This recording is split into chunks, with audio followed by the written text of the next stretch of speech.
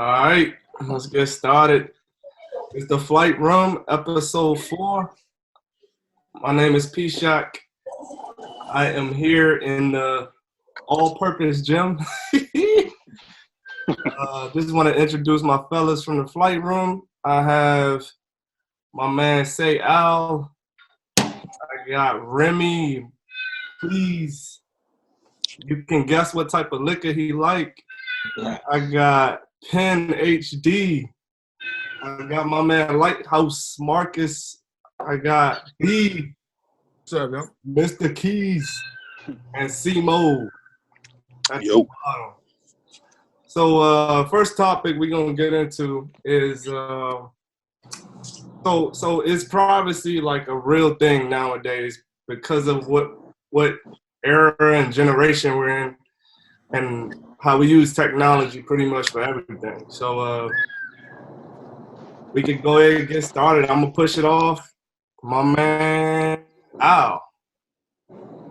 And I don't believe so, yeah. I think there are. It sounds like this. We about to get into the conspiracy to start off the job. Like, these numbers is watching us, yeah. Like no matter what. Like I know it's our cookies and all that good stuff, but like you can literally look at your computer and be looking at like some mulch or something for the yard, and then all of a sudden you look, you go back to your Instagram, and then all of a sudden, like literally, they got advertisements directly for the same type of mulch or some type of mulch that you was just looking for. Yeah.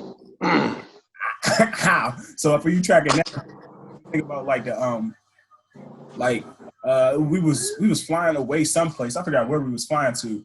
Had it set up, and then literally like I got the notification that it had already set it up on my Google Calendar. It was like, yeah, your flight is in 12 days or something crazy like that. It's like, bruh, like I didn't connect those two dots. Like, how y'all doing that? Like, leave me alone. Let me be, yeah. Nah, I don't like it's it. worse than just like you searching stuff. They're actually like listening. Like you say something around your phone, it's listening. You say stuff around your TV, it's listening. Everything is like so. I mean, that's what they push. Everything's smart now. So Yeah. at what point does it become too smart? It's that artificial intelligence effect. Like it's like a sponge now. It just soaks up everything because it got to get the knowledge of like just like Alexa. Yeah. Yeah. Same thing. But that's the thing. Like, how much are you willing to give up for like accessibility? Like you want everything at your fingertips, but you're giving up everything. Exactly. But that's kind of how they're like programming everything too. They program to where you like need to put in all your information if you're at home, voice command, and all that stuff. That everything's turned into that technology, the advancement of technology. Our dumbasses like sign off for that shit all the time too. Every time We sign off phone that you just scroll to the joint. Exactly. That's what I'm about to say. I understand like a motherfucker. Nobody read that shit. We could log off anytime we want, but I mean we are a slave to our own shit. So I mean, any of y'all got Google Assistant on your phone? Google Assistant. Well, I don't even know I had it on, and I could just be in like mid conversation, and I'll look at my phone, and it'll like literally be in text what I was just saying on my phone. You know what I'm saying? So that just lets you, and I don't even have to do anything to prompt it. I could just be talking about anything, look at it, and it'll literally have like a whole paragraph of what I was just talking about in writing. You know what I'm saying? And I may not even been talking that loud. I just let you know that it is no privacy. It's no more. And I feel like we actually becoming comfortable with it because, like you said, everything we do, we got to give up some sort of information just to be a part of it. And it's logged on. It's under, you know what I'm saying? It's getting logged into the internet. It's under some database somewhere. All these dots connected. Everybody know your tendencies. And then the crazy thing now is that like when you search certain shit, it gives you more and more of the same shit you're searching. So you can easily go down a rabbit hole like real easy these days because you're gonna keep getting back more and more of the shit that you're searching. So you gotta kind of be consciously aware of what you're doing because if you don't, you can easily like get too, you know what I'm saying, too far down some shit and it becomes a distraction. You know what I'm saying? Yeah. Too many options. But that's what it is. They're trying to force feed you all those options you're thinking about, man. Yeah.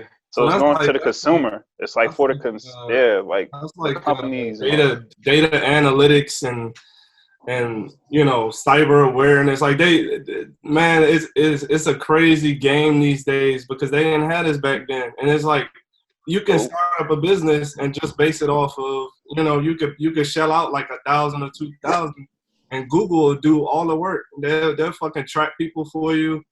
They'll give you, you know, like 100 to 200 users, and they'll push information to them, man. It's crazy. But it's like, okay, would you profit off of that if you had, you know, if you could put 2 to 3K into Google and they say I spit out 200 customers to you a day, you know what I mean, and you get like 10K a week, would you be like, all right, I don't see nobody saying nah, that's invasion of privacy?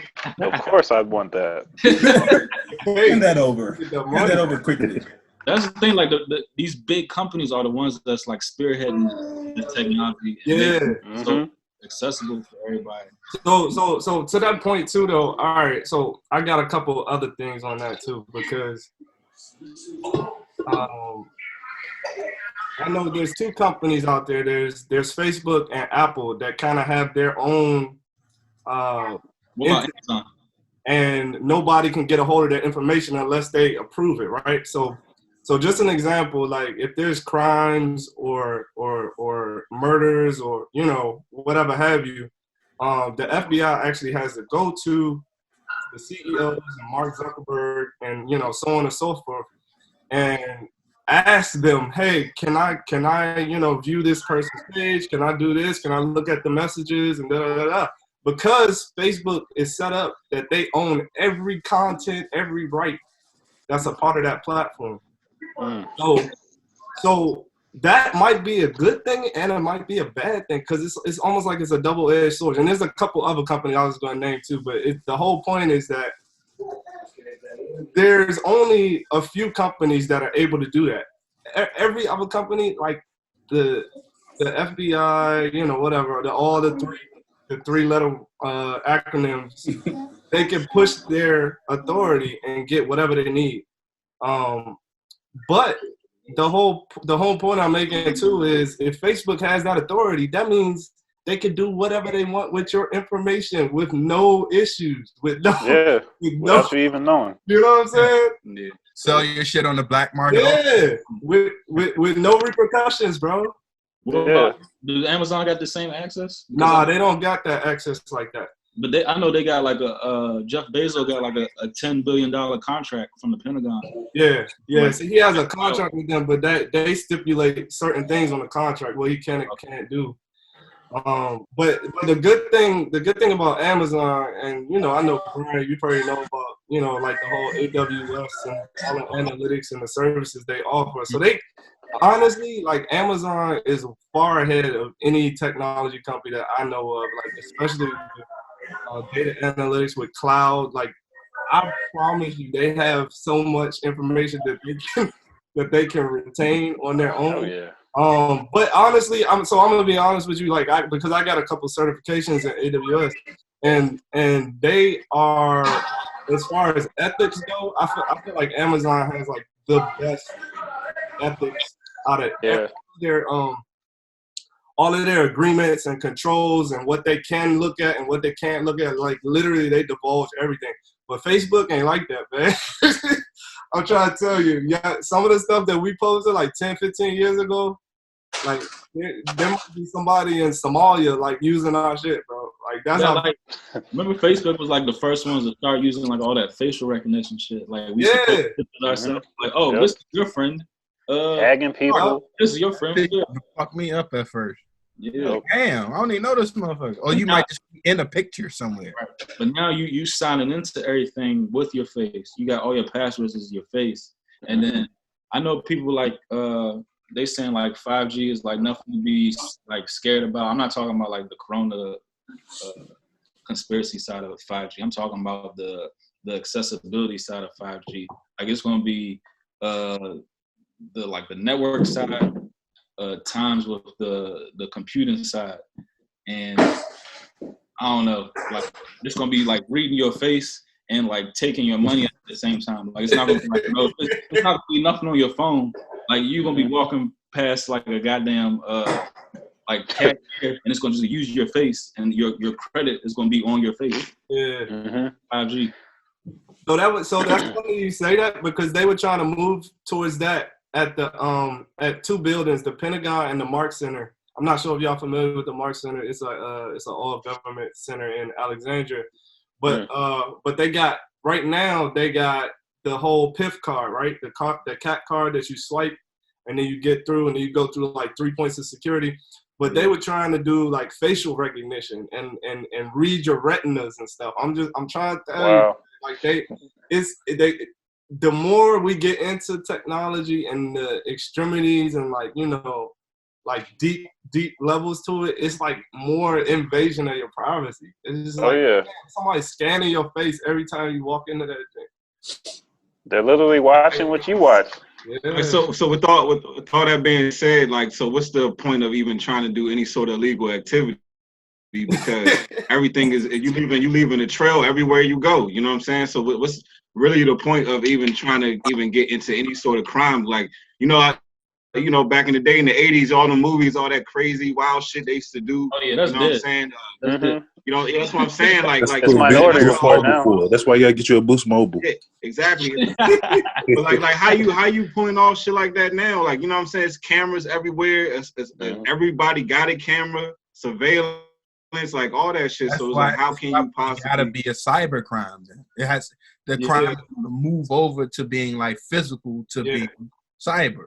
You know, digital. That's how the new type of crime is going to be cyber. It's just, I mean, that's what it is. So you're it's right. Already happening now. You're right, B, and that take me to that point that when you actually learn, and I say we, but it's really like cybersecurity. Everybody's behind the curve when it comes to preventing people. The hackers and the intrusion, as far as IT goes, man, they're way ahead of the government and what's preventing it. So to Brian's point, like the real crime right now is like cyber crime, man. Like if you that smart where you can hack into systems, you can take information.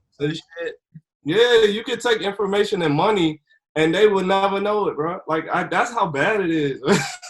This dude I used to work with, he got like his whole bank account cleared out because he was talking shit to somebody on Madden.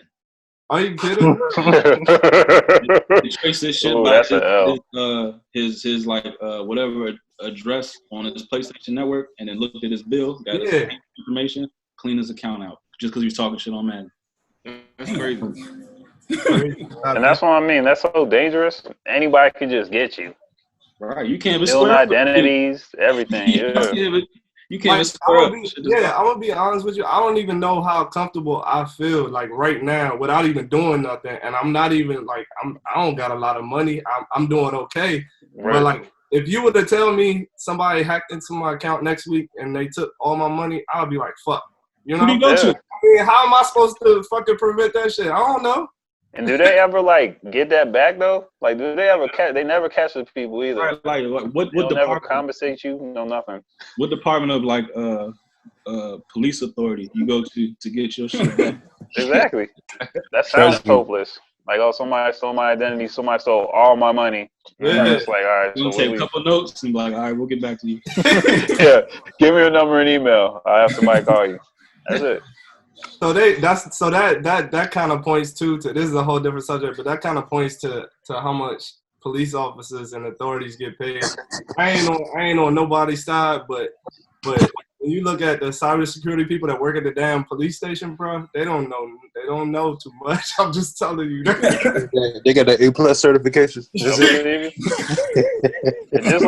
just like the movies, man. You gotta get somebody that was on the dark side to help you out. Like, exactly. They're never gonna get it. Yeah, they're never gonna get it. Like John Sally character on Bad Boys 2. Yo, exactly. You need them tickets. Get them some Lakers tickets, man.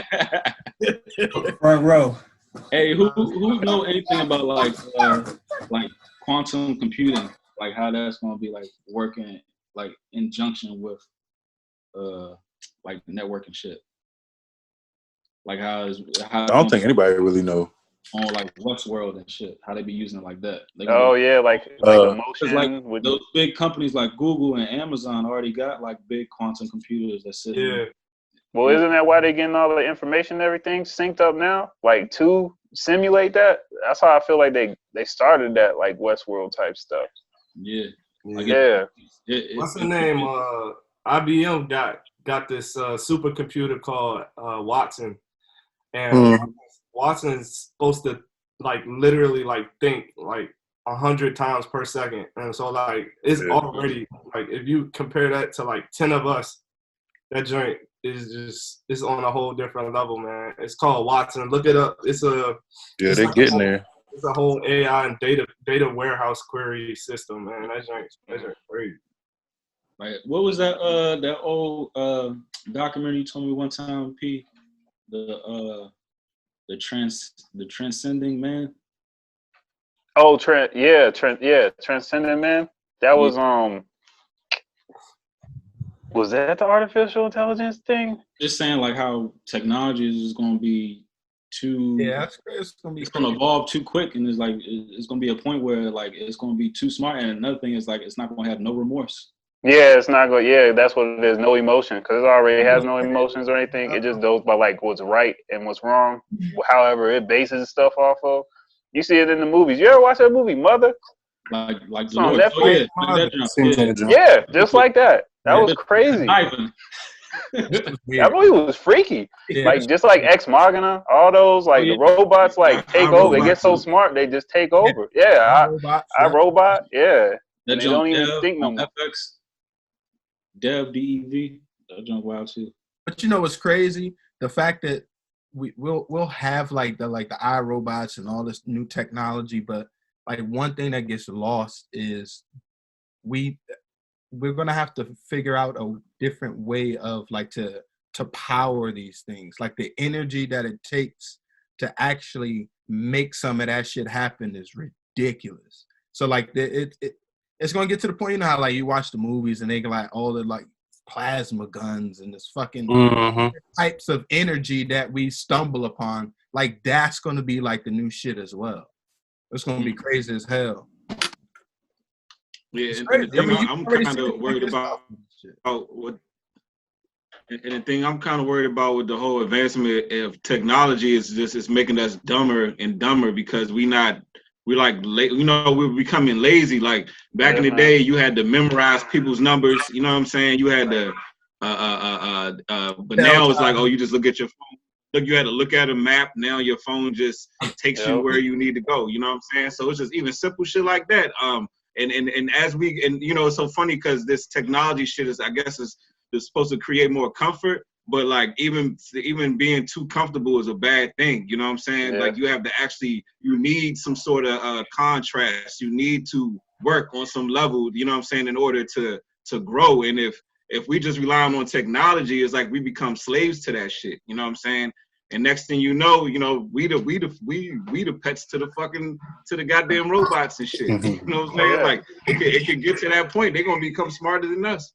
You know? And that's what happens though. That was the whole point. Like we just get dumbed down and comfortable to that whole process of ordering food from the house, getting groceries.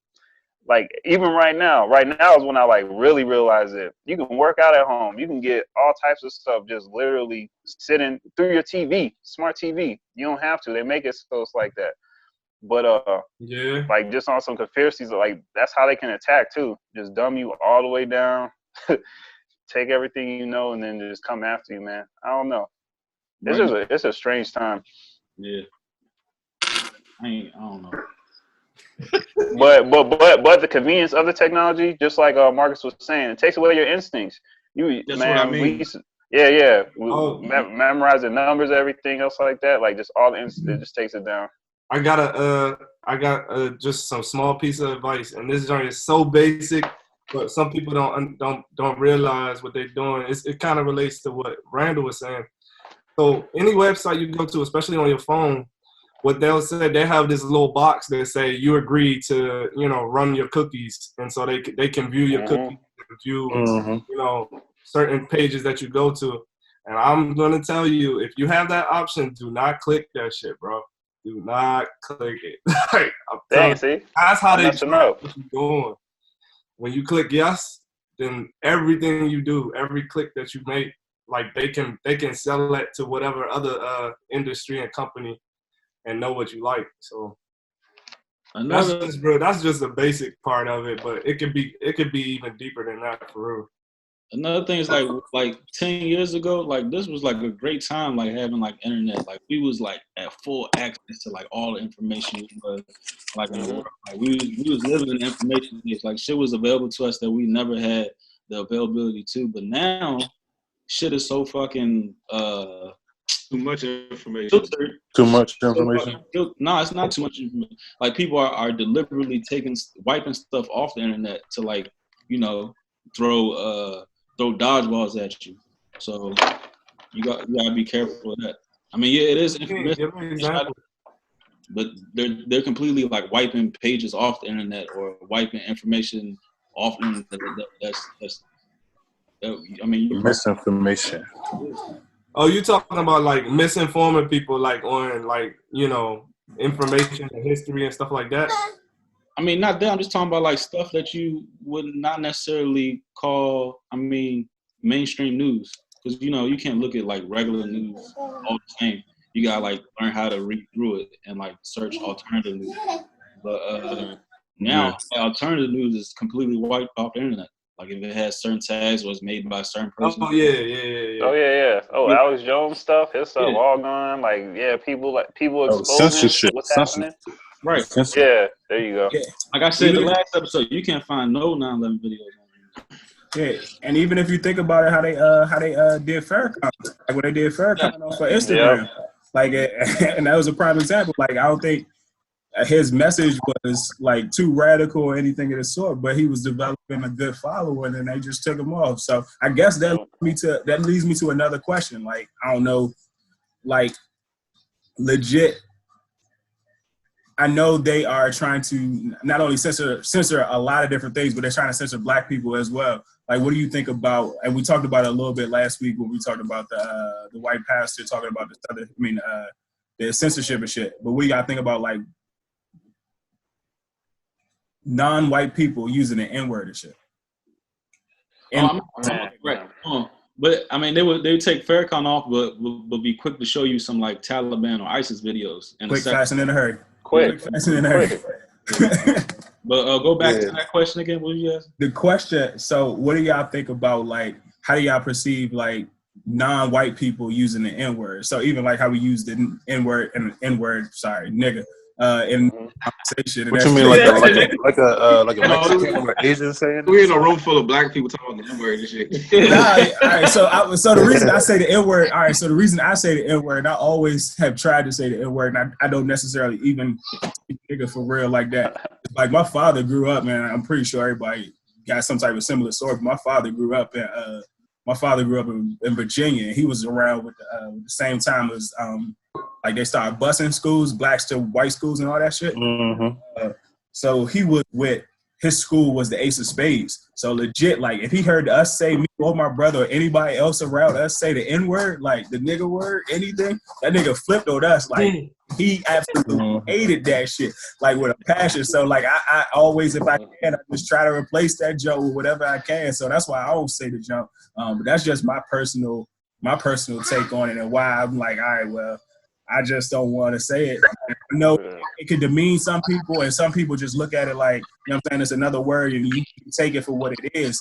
But I guess it's just like how I was brought up, and like knowing what that joke did to my father and how it affected him. Why I tried my hardest not to say it. I can feel that. Yeah, I definitely agree with that. It could demean some people. That's what I don't really say it unless I know you. We've been throwing that thing back, you know. But as far as how y'all feel about non-white people saying it, like in 2020, is that an issue? You know what I'm saying? And what y'all mean? Y'all mean like if non-black, if you are not of African descent. Oh, okay. That's a different question. All right. I say this. Or excluding white people, because I feel the only reason why I exclude white people out is because I feel like that's a direct connection. You know what I'm saying? Yeah. But like And like if you Hispanic or Asian or Filipino or whatever the fuck you may be, like if you hear them say nigga, is that a problem? And then and honestly, are they Afro Latino?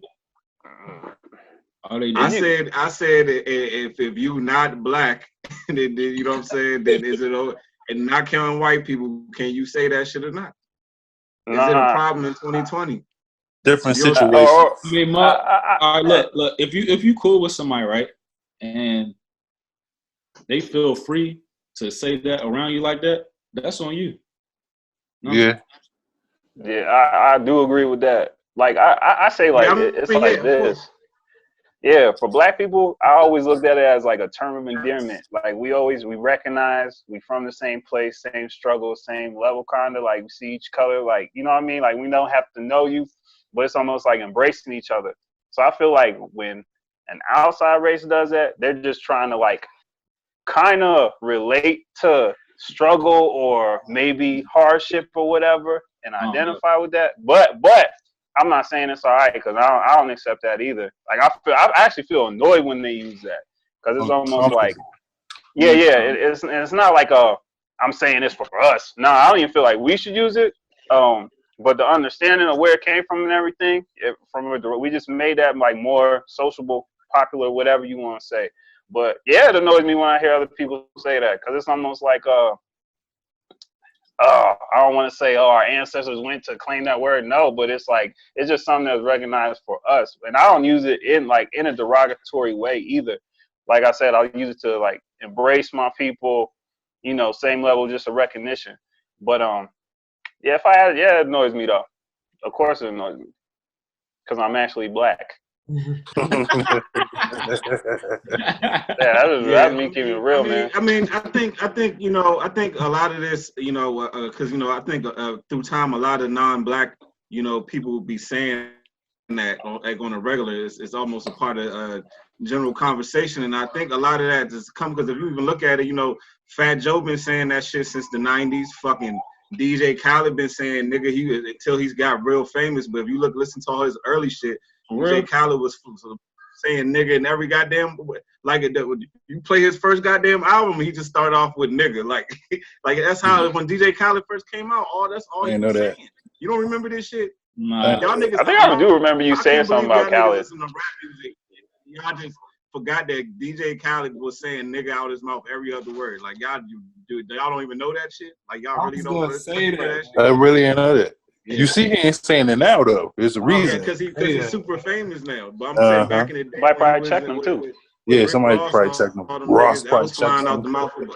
But I think a lot of it is just because what I'm saying. For that same reason, like when you have non-black people in coming into a so-called black culture, then they saying nigga around us, and then you got so-called leaders of the black community, which are these rap niggas who's like right behind them, like co-signing them, like nodding their head while the Spanish niggas saying nigga. Then obviously all the Spanish people gonna really think that they are part of us. So now you can be in a room and a white dude be like, a Spanish dude be like, what's up, my nigga?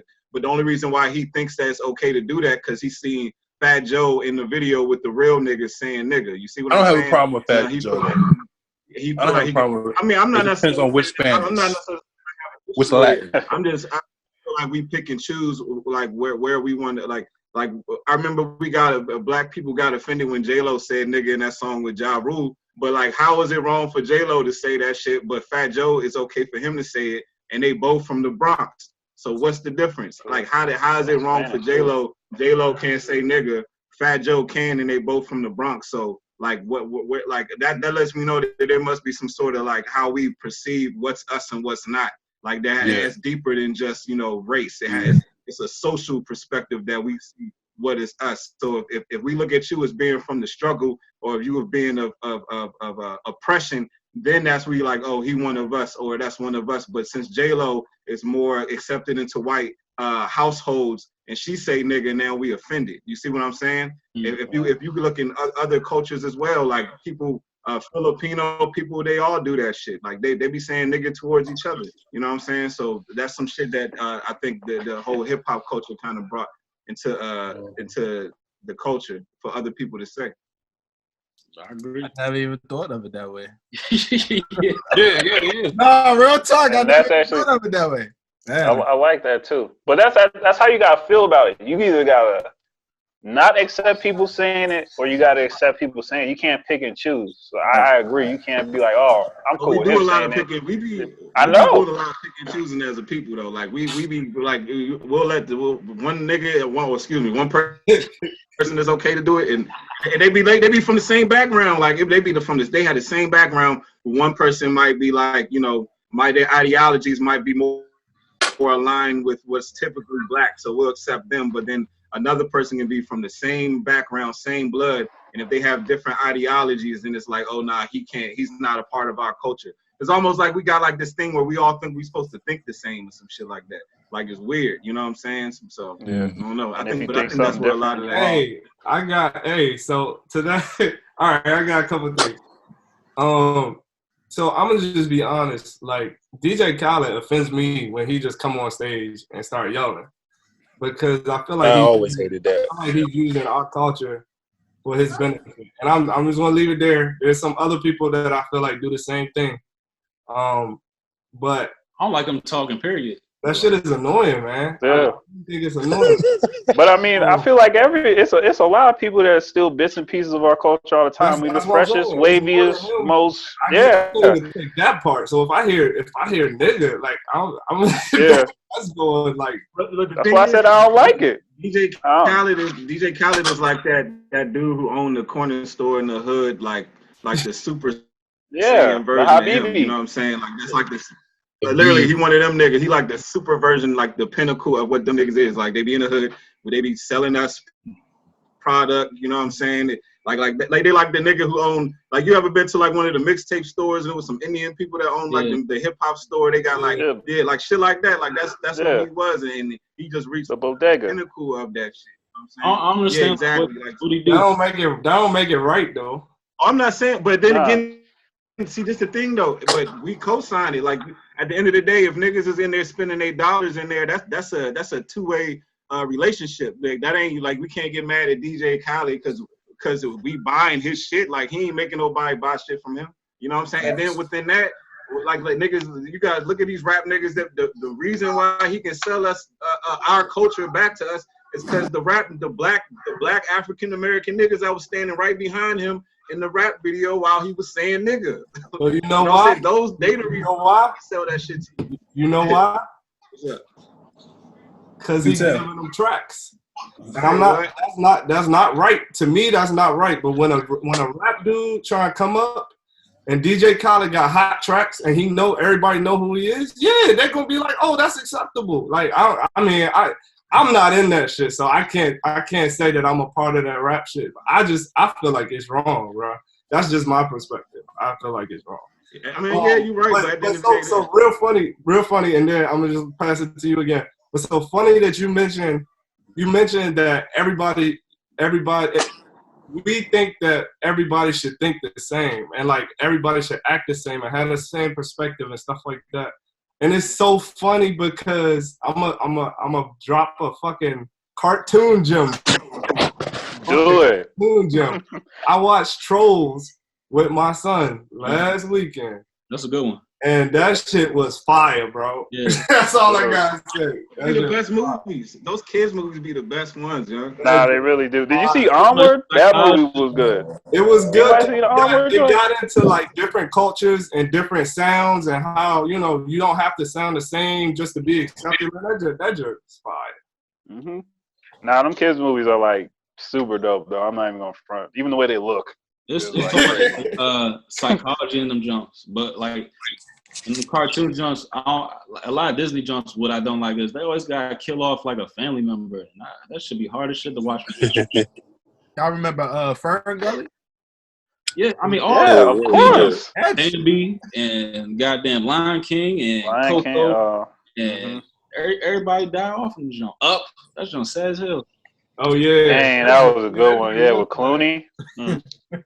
Inside Out almost made me shed a thug tear. Wait, which one? Inside Out. Oh, Inside Out. That's the classic. That That drum was Inside Out was that was like my favorite shit because I feel like that really explains how the shit works on the inside. Like I don't think it was just a movie. I don't think it was just a cartoon. Like that shit was science to me. I felt like I was learning something. You know what I'm saying? Yeah, I like that. So yeah, Remember Osmosis Jones? oh, that's all the way. Like, Ain't that joint that had Chris Rock in it? yeah, we was like what? Chris Rock, yeah. That joint was hard. Oh, so y'all talking about like DJ Khaled and how the nigga's pretty much talentless. Like, is there anybody else that y'all consider that everybody fuck with and like you just like I don't see it. Man, Like a rapper? Yeah. I mean, all right. I feel like some people are easy targets because, like, especially nowadays with like all these microwave artists where like you kind of just put them out real. They don't have to be that nice. You just give them a bunch of exposure, and then eventually people going to just hop on. You know what I'm saying? But are we talking about like people who are actually respected for their craft, but you just don't? You know what I'm saying? Because like a lot of these artists, like I feel like if I would say Cardi B, I feel like that's an easy target. You know what I'm saying? Like because you feel me? If we can ramble our names, we can ramble our names. I mean, I got a few. Name that came to me. But go ahead. The shoe fit, they gonna have to wear that shit. Shit. I hate when it's like just come up artists I never even heard of and they're just popular, just on. Like okay, I'll take like for example, A Boogie with the hoodie. I never heard none of his tracks, no nothing. He just be everywhere. There's so many dudes like NBA YoungBoy, whack. How is he just everywhere? It be so he got many. like the most on YouTube too. Yeah, I be like, what? Lil Pump. I never even heard of Joe, and I'm like, how is he on? All these, it's a lot of them. Instagram, like your shit gotta be a dance. Your shit. Oh, Russ got a couple of good ones though, but Blueface. I don't know how he's so popular. Like he a big deal though. Yeah, that's what I mean. It's crazy, man. I don't even see it half of the time, and they'll just be here. Like be here to stay too, doing nothing. Yeah, one of the bombers I got right now, and I think a lot of people bang with him, and he just like killing the market right now. But it's the baby, Like oh man, I was just talking about him. Literally has the same flow, same. Dog, he does. Let me just say this. Thank you, Al. It might be a beat too, but it's the same exact one. Like, say it again, Gore. I was gonna say I didn't know that there was two Bammers. I didn't know it was the Baby and Lil Baby. I did not know it was two different motherfuckers. And they got a song together too. I'm showing y'all age, bro. And they're both from the Carolinas. But I can't bang with the Baby. Like literally, I think I listened to the CD and like I tried to give it a chance because everybody was like banging it. Everybody was talking about how that joke go. But that's like the Kirk Jones a chance. And like literally, I think it was like cutting the grass and like literally. I couldn't tell when a song ended, that song began because it was literally like the same beat over and over and over. They say it sound like one big, They say it sound like one big ass song. That's what they say. It sound like one song. I fuck with Lil Baby though.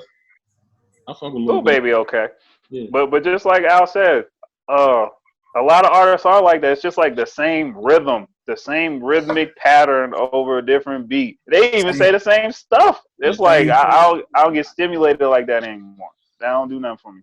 You gotta and that goes back to that conversation about technology. It's like I think because of social media, everybody just trying to get rich quick. So it's like, oh, let me just give people what they're familiar with because I know it's going to work. You know what I'm saying? And now next thing you know, everybody doing the same shit over and over and over again. You know what I'm saying? I feel like to your point, Marcus, I feel like they just recycling like beats, man. Like I feel like every beat on the radio right now is the same rhythm, and they just add like an instrument or like a piano to it and make it.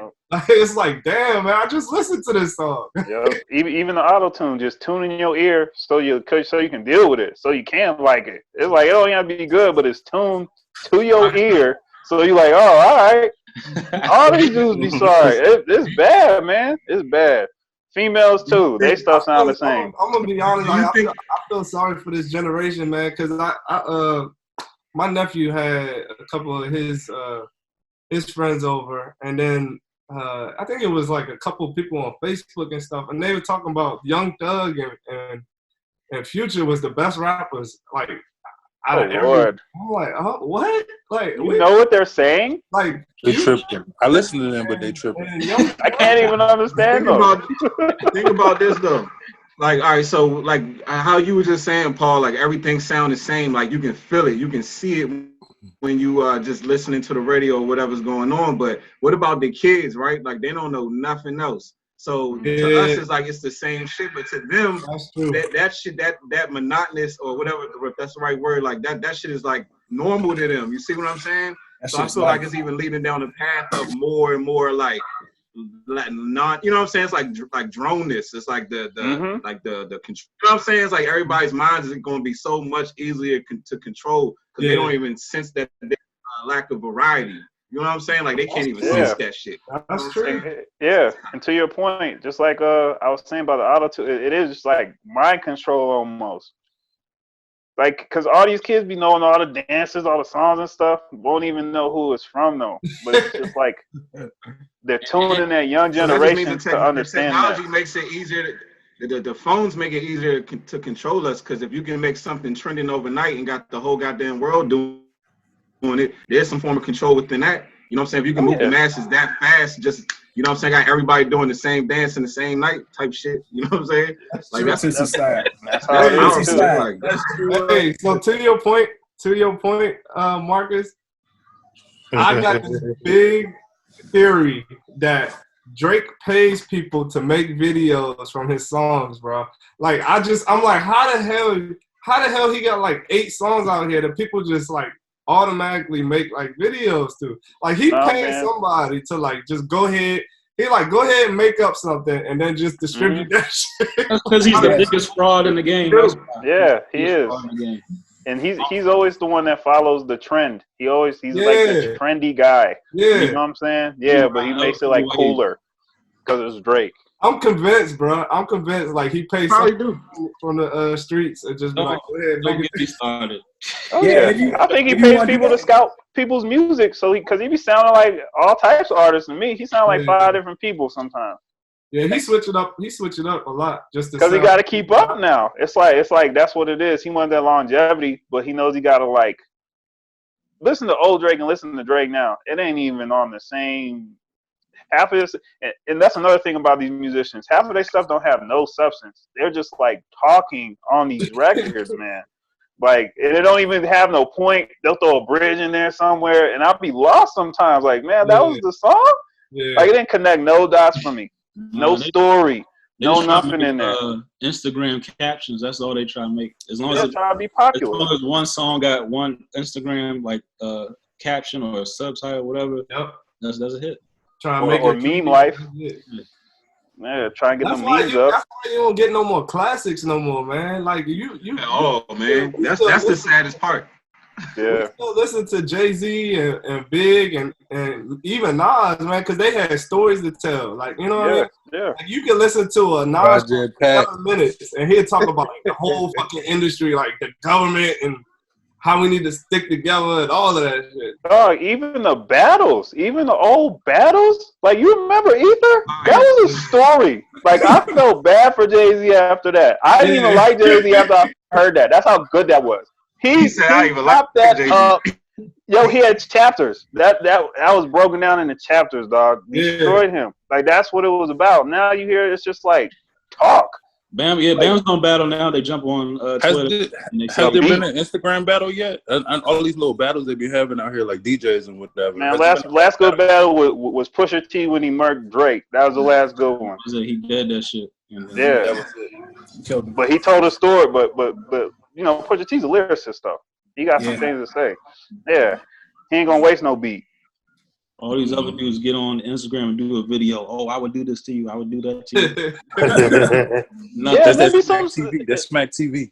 Yeah, but they really be scary too. That's another crazy thing. It's like they get confronted and it's like they looking for help. It's weird. It's like, how are you talking all that? I just appreciate our generation, man. If you talk that, you walk that. Like, if you was about this, you was really about this. Like, it's just different. It's all fake. It's all fake now. Frustrating. It's frustrating for a real nigga, man. That's what I be saying is like these kids, these generations that we was like the guinea pigs to this technology shit. So everybody after us, like they come into to this world, and that's all they know. So if we can see how things are being fake, they don't see how things is fake. You know what I'm saying? They thinking this is how the world is, and then they about to birth another generation after them who's going to be even more deeper into that technology shit. You know what I'm saying? So and everything's like force fed crazy, these man. days too. Yeah, they force feed you all that. Like niggas is gonna be having pet robots soon. You know what I'm saying? Like, damn. They already got them. Our What's phones a is blow like up doll? pet robots. Hey, what's a blow up doll? They ain't a pet robot almost. Nah, they got them little dog robots. The little dogs, yeah, that's what I was talking Oh about. yeah, they do. They blow up. They do. Nah, cause I was watching that show, Dave, man. That show, Dave, be messing me up, man. That show nasty. That's a nasty show. Hey, but at the same time, that shit is genius. It's funny, yeah. It's cool. It's straight. It got a lot of range. Exactly. It's so simple too. The simplest stuff, man. I'm telling you. Shout out to Lil Dicky. Yeah. Hey, Keys, who overrated to you, man? You said what? Who overrated to you? I don't think you went. Or maybe not overrated, but Nah, who overrated? okay. Yeah, basically. I can give you one B. Who is worth the roses? Mm-hmm. I mean, like Marcus said, the first person that popped to mind, even like when I saw the question, when we went to vote on it, the first person that popped to mind was Drake, because it's just like you guys said. I mean, this like how can you sound like this, and this, and there's 4 other people that sound exactly the same. Exactly. And I think that he and he was one of them cats that I tried to like too. You know what I'm saying? It's not like because I like music. I went out of my way, like, all right, I don't really bang with him, but let me continue to listen to his music, and I still couldn't do it. So to me, that is a problem in that. You know what I'm saying? So yeah man. And I hate when he does the accent, Drake. When he gives you the accent, you know what I'm talking about? He gives the little, yeah. Like, what are you doing? Like, I don't get it. That ain't even you. It's just not you. Yeah, it's just not you, man. And have different personalities. What you were saying last week, Mark, is like how can you trust an actor? That nigga is an actor. Yeah, he is. He really is, actor though. Portraying as a rapper. He literally is, though. Think about it. I mean, almost all these niggas is actors. Like, I mean, and I'm not trying to say that makes. I mean, they all are though. Is Rick Ross not an actor? Is Rick Ross not an actor? That's what I'm saying. Oh, like, but I like Ross. Drake got the. I like him too. I like him too. That's how I look at rappers like the WWE. Like, that's how I look at them, and that's not even a jab. That's just I look at them as perform. Like they have to over exaggerate themselves. You know what I'm saying? It's a hell of a comparison. So, I mean, that's how I look. That's how I look. Presidential candidate. WD. Yeah, that shit too. Yeah, I agree. Oh yeah, I agree 100% with that. That's all this show. That's all this shit. You know what I noticed? noticed? I noticed that in the past like 3-4 years, like the shit that Jay-Z put out, like all of his stuff tell a story about his life, man. He don't exaggerate. He don't bullshit. Like I was talking, Randall, remember you was talking about the track he had with Meek Mill? And he was like literally like saying he got away with this and he got away with like what's beef jump? Yeah, that's a good track too. Like he spit like he really spitting like what happened in his life and how he came to where he's at. The Jeezy seen it all jump. Yep.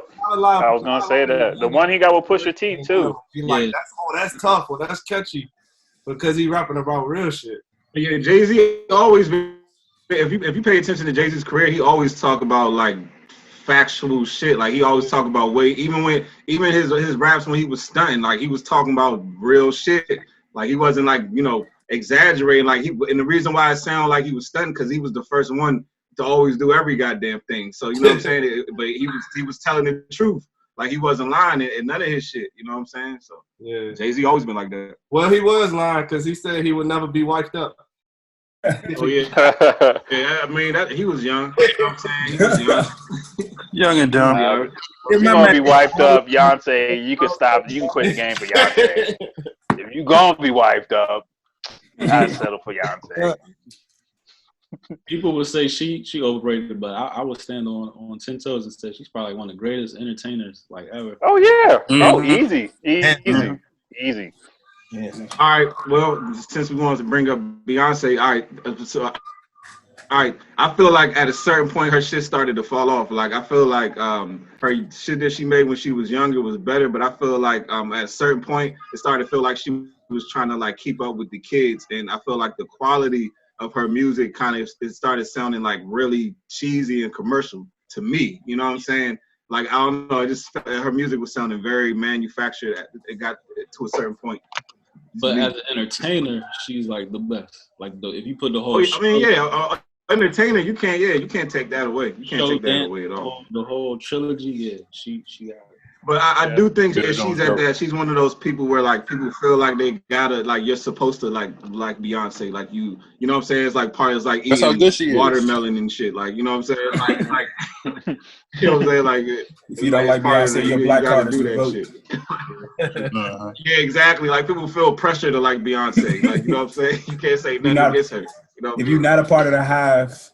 So they'll get you too. I felt like that at one point, but it's everybody has to at least like at least a handful of tracks from her recently. Of course, at least a handful of tracks. Yeah, and then I wonder if she did that John on purpose too. But she came in, she did the Savage remix, and like I know she hasn't put out no music. Mm-hmm. It seemed like to me she hasn't put out no music in a while, and so for her to hop on the Savage remix. Like for Meg is like I don't want to say she's trendy right now, but she's dropping. No, she is right now. She just got signed to the Rock though. I thought. So she's not necessarily signed with them. I thought they were looking at her something like that. Yeah, talking, and she was. I mean, like the same way Jay been trying to help out a lot of people. I thought. Yeah, they're her advisement. Carl Crawford shit. Say it again. They're her advisement right now. Yeah. Yes, her good friend, good pal. They're trying to get that bag. Yep, they will. I mean, everybody do that. That's cross promotion. Everybody do that. Yeah. You just gotta show face sometimes. Make sure you still out there. Shit crazy. But no, that's the same thing. Beyonce just did that to like keep her name familiar. Popular. She's connected to what's trendy now. Drake does that all the time. Like. Yeah, you're right. They want to stay current. Funny, a lot of them do that. Because J. Cole be doing that shit too. J. Cole will definitely hop on a younger, trendy artist song just to keep his name relevant too. He did that shit with what's his name? Savage, 21 Savage. He did that shit with didn't he do that something with that little pump nigga? He did something with him. Yeah, I think got money. Somebody else he did. I didn't know he did something with him. I know they had had little shots back and forth, but I didn't know he did something with him. Remember he had that interview. He had that interview on YouTube, which was pretty much the same thing as doing a feature with him. It's the same shit, you know what I'm saying? He did that interview, and that helped develop his following too. And if even to take it even further back, that nigga Kanye be doing that shit too. He was doing it with he did it with that "You're Such a Fucking Hoe" song. He did that shit, and take it even further back, he did that shit with what was the nigga from Chicago that did that drill music shit? Chief Keef. Oh yeah, remember when Chief Keef? Yeah, that one song. And Kanye hopped on the remix that "Shit I Don't Like" song. And Kanye got on the remix, and then that's what took Chief Keef to a whole nother level. But still, Kanye was still able to like get the kids. You know what I'm saying? Still, I think he just did that because he was from Chicago, honestly. Nah, you still got to relate. Nah, Chief Keef was hot at that time period. That nigga was on fire. Yeah, Chief was on hot. He was. That's an OG drill music right there. That's just love Sosa. They do seem like now, like nobody's like clicked up like how they used to be. Like back in the day when we was coming up, like it was like Rockefeller, it was G Unit, it was yeah. Oh, the only click is Griselda though. That's the only click. Or Griselda. TDE, but like TDE, like kind of do shit separately, but still do shit at the same time. I just saw something that looked like Kendrick might have started his own label too. For real? Yeah. I mean, I'm pretty sure he's probably still with TDE, but it seemed like he started his own label. I know he signed 2 artists. It seemed like he signed 2 artists.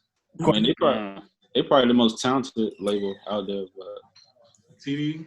That's a good question, huh? The most. What other rappers are clicked? I mean, what other artists like that are clicked up like that? Like at one used to be Maybach Music. Used to, right? Yeah. They had a strong run, but I mean, they still. Young Money still out here.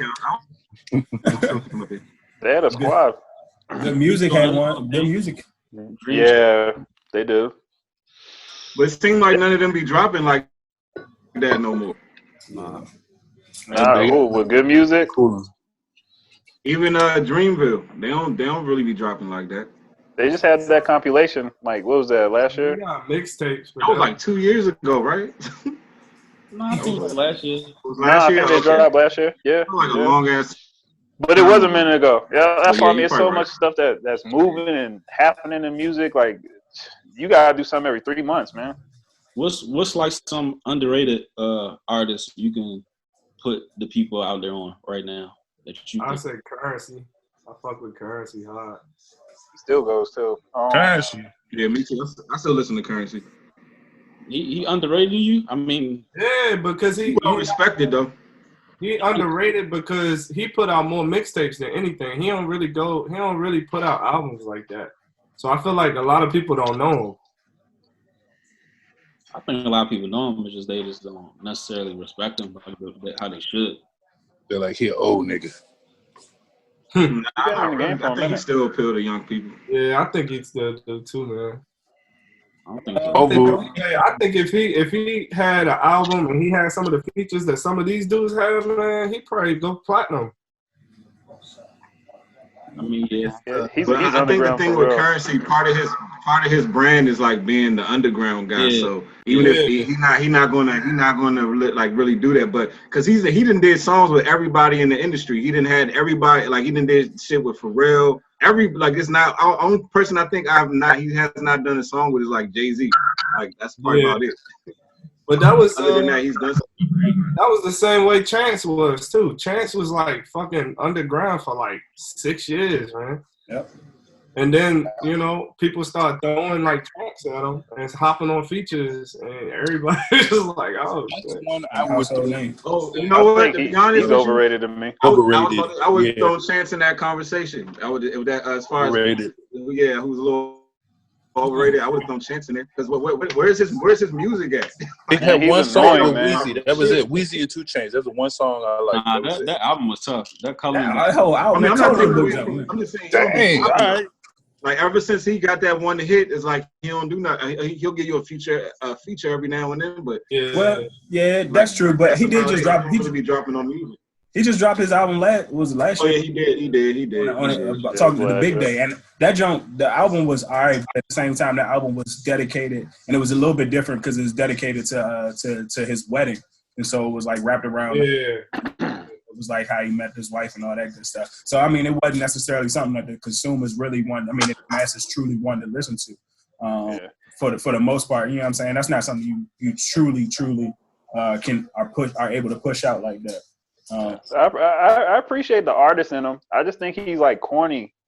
He never like reached me.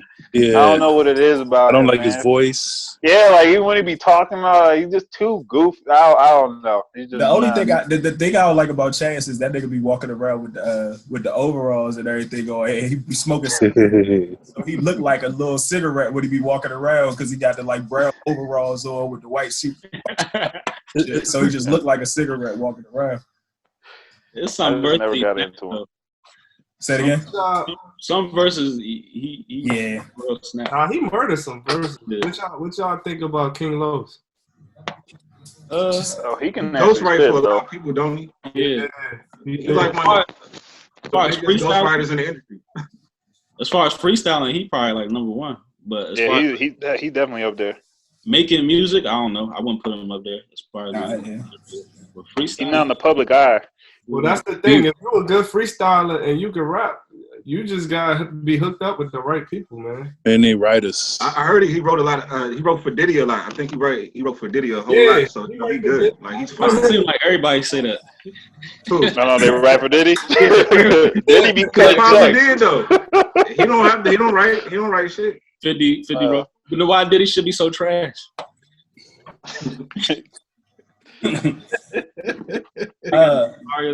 Diddy be getting beats. Because we talk about Los, that made me think about the bomber from Rhythm and Flow that won it, D Smoke. Like I heard all of his stuff, but I feel like I heard a good little handful of his stuff, and he might be on the come up of making some noise in the rap game, or not even in the rap game, in the industry, because he can rap and also he can sing. as well as like he got that little he speaks Spanish as well. So that's yeah, man. that's Jack Killer. Who we talking about? D Smoke. Crossover appeal. D Smoke. He Remember from Spanish the support show. too. From the show. Yeah, he probably be on the come up for the next couple years. I've been seeing him everywhere too. What fight was he? Who did he bring out for the fight? What fight was I watching? He brought somebody out. Wilder. Yeah, it was a Wilder. Yeah, it was a Wilder fight. Yeah. But I've seen it. He got a video with Issa now. I've seen him a couple of places, man. He was the best one on the show, though. Yeah. Y'all don't be, half of the guys that y'all fucking listed. I knew that was coming. Like, I don't really I'm with you, dog. I'm with you. Stubborn person. Like I don't really. I choose to the older music will get me through. I'm perfectly fine with that shit. Like I'm not really like I don't go out my way to look for the latest mixtape or the next album or when somebody drops it. I'm cool with the shit that Since Weezy. You know what I'm saying? So I don't know. When I catch somebody, I catch somebody. But to answer y'all question, I have no fucking idea. I am looking forward to the Crit album to come out at the end of the month, though. Oh, Crit dropping? Crit. That's always a good, That's What's always up a good, with great Crit, production. I feel like he just like, and he's stuck in like a little spot, like, and he won't go up, he won't go down. He just like, you know what I'm saying? Like his career is just in a space. You know what I'm saying? Like, I don't understand because I think he got all the talent in the world. I think it'd be battling with that shit too. Like it'd be bothering. What you mean as far as what? It'd be coming off of this music sometimes. Like he don't get the respect that he should be getting. He has been in the game for a minute. And he know he better than some of his peers. He know he better than most of He is though. If you look at the shit that he do, production, engineering, recording, all them stuff, nobody do that. No, he is, but yeah, that's a good it's a good question because he has just been in the same spot. It seems like he ain't never really blow up, but he ain't never fall off either. Yeah, like he dropped, he got a core following that every time he dropped, they're gonna be right there. You know what I'm saying? Yeah. And what's crazy is like everybody from his class, like remember that freshman cover and all that, they like blew up. Like wasn't he on there with like Wale and them? Who was he on there with? Yeah, Big Sean. Like, yeah, it's funny that I feel like that class, like, that was like the last like great class of rappers. I feel like after them, there ain't really been nobody that's that memorable. You know what I'm saying? Like after Kendrick and J. Cole, all the like that whole class of guys. After them, ain't really nobody. You know what I'm saying? That's really standing out. And then now they came out like back in 2009. Or I mean, they started gaining like popularity back in 2009. After that, ain't nobody really been standing out like that. Shit, yeah. So on that cover too. On that double XL freshman jump, it was Big Crit, Meek Mill, Sci-Hi the Prince, Lil Twist, Yellow Wolf, Fred the Godson, rest in peace, Mac Miller, rest in peace, YG, Lil B, Kendrick, and Diggy Simmons. Dang, even Diggy's doing this thing. Diggy's actor / R&B artist, man. Who is he on? Blackish or Grownish? What's he on? Yep. Grownish. Yeah. That's a nice little list, you know. Nah, that was two RIPs on there too. Hey, Mac Miller is nice. No. If you really listen to him, Mac Miller is nice. Man, they slept on Mac, man. Especially his last couple of projects. I'm not real. But I think I always like. Yeah. So I look for a lot of new shit. Like I'm always looking for new shit because it's just satisfying when you do find new shit. So I'm always looking for new shit. I always get. I feel too. The coronavirus. As soon as every life gets back to normal, you best believe because of all of these artists that haven't been able to tour and do it, you best believe they're gonna have a big ass fucking. Somebody gonna have a big ass Summer Jam. Oh yeah, it's festival season right now. The lineup gonna be crazy. Be a lot of antics too, and we gotta be there, huh? Oh yeah, antics. Like somebody's gonna start some shit just because like they gotta be putting on some shit. It's gonna be a lot like. But we had Who you think gonna start some shit? I got a name. I got a name of somebody that starts shit every season. NBA YoungBoy. The Game. Oh yeah, for sure. For you sure. know he gonna act up. For no reason. No, he no gonna act reason. up. That guy, that's somebody who I used to think I'd be like, man, I could not stand that dude. For no reason. Don't get Lighthouse started. Don't get Lighthouse started. Hey, Hey, Game is I a know, I bully ain't even though. that deep. Game's just a I don't bully. hate the guy. I just it annoys me. for real. The main reason why I like him is because when he first came out, he was talking about how he was going to kill Jay-Z, and I'm like, nigga, how you on the radio talking about you going to kill like the most famous rapper? Like, nigga, you ain't going to kill this nigga. Ever since then, I thought he was corny because I was like, for him to go that hard talking about because Jay-Z like said something like I don't like his music or some shit. And he was like, "Oh, I'm gonna kill him." I was like, "All right, this is a corny ass nigga." Right? But Game is overly gangster. Yeah, he is overly. He just over. You ever met like a hood dude that just used to bang? All I know is banging. Like he reminds me of that. That's it. He always wants to start some shit. What was that movie that he starred in? He was like this gangster, and he was supposed to get With Tyrese and shit. Oh, he was in Tyrese and Megan Good. Yeah. Remember, he reminded, like, that's how. Oh yeah. Oh, waist deep. Yep. She was fire in her job too. Yeah, she was. That was fine. Good old Megan Good. What a time to be alive. P, you got on the road. That's a road, P. Yeah, I'm in the road, man. And what's crazy is I'm actually wearing this shirt right here. You remember this shirt, Paul? When we went to CI? Yeah, we was like, I wore this to the club right here, man. What, the robe? You wore the robe to the club? Nah, the shirt, man, the shirt. Wasn't that at the CIAA joint? Yeah, that was the last day we left. That day party we went to. Yeah. Oh, that was a good day. Oh man, Meek Mill was there that day too. That was crazy. And we won. That was the weekend. That was the week that Bowie won that shit. Yeah, they won the whole thing. That was crazy. CI basketball. Yeah. You said Meek overrated? And that was when Young Dolph got his shit shot up. Oh yeah, Young Dolph, the 100 shots. Yeah. That weekend was crazy. Oh.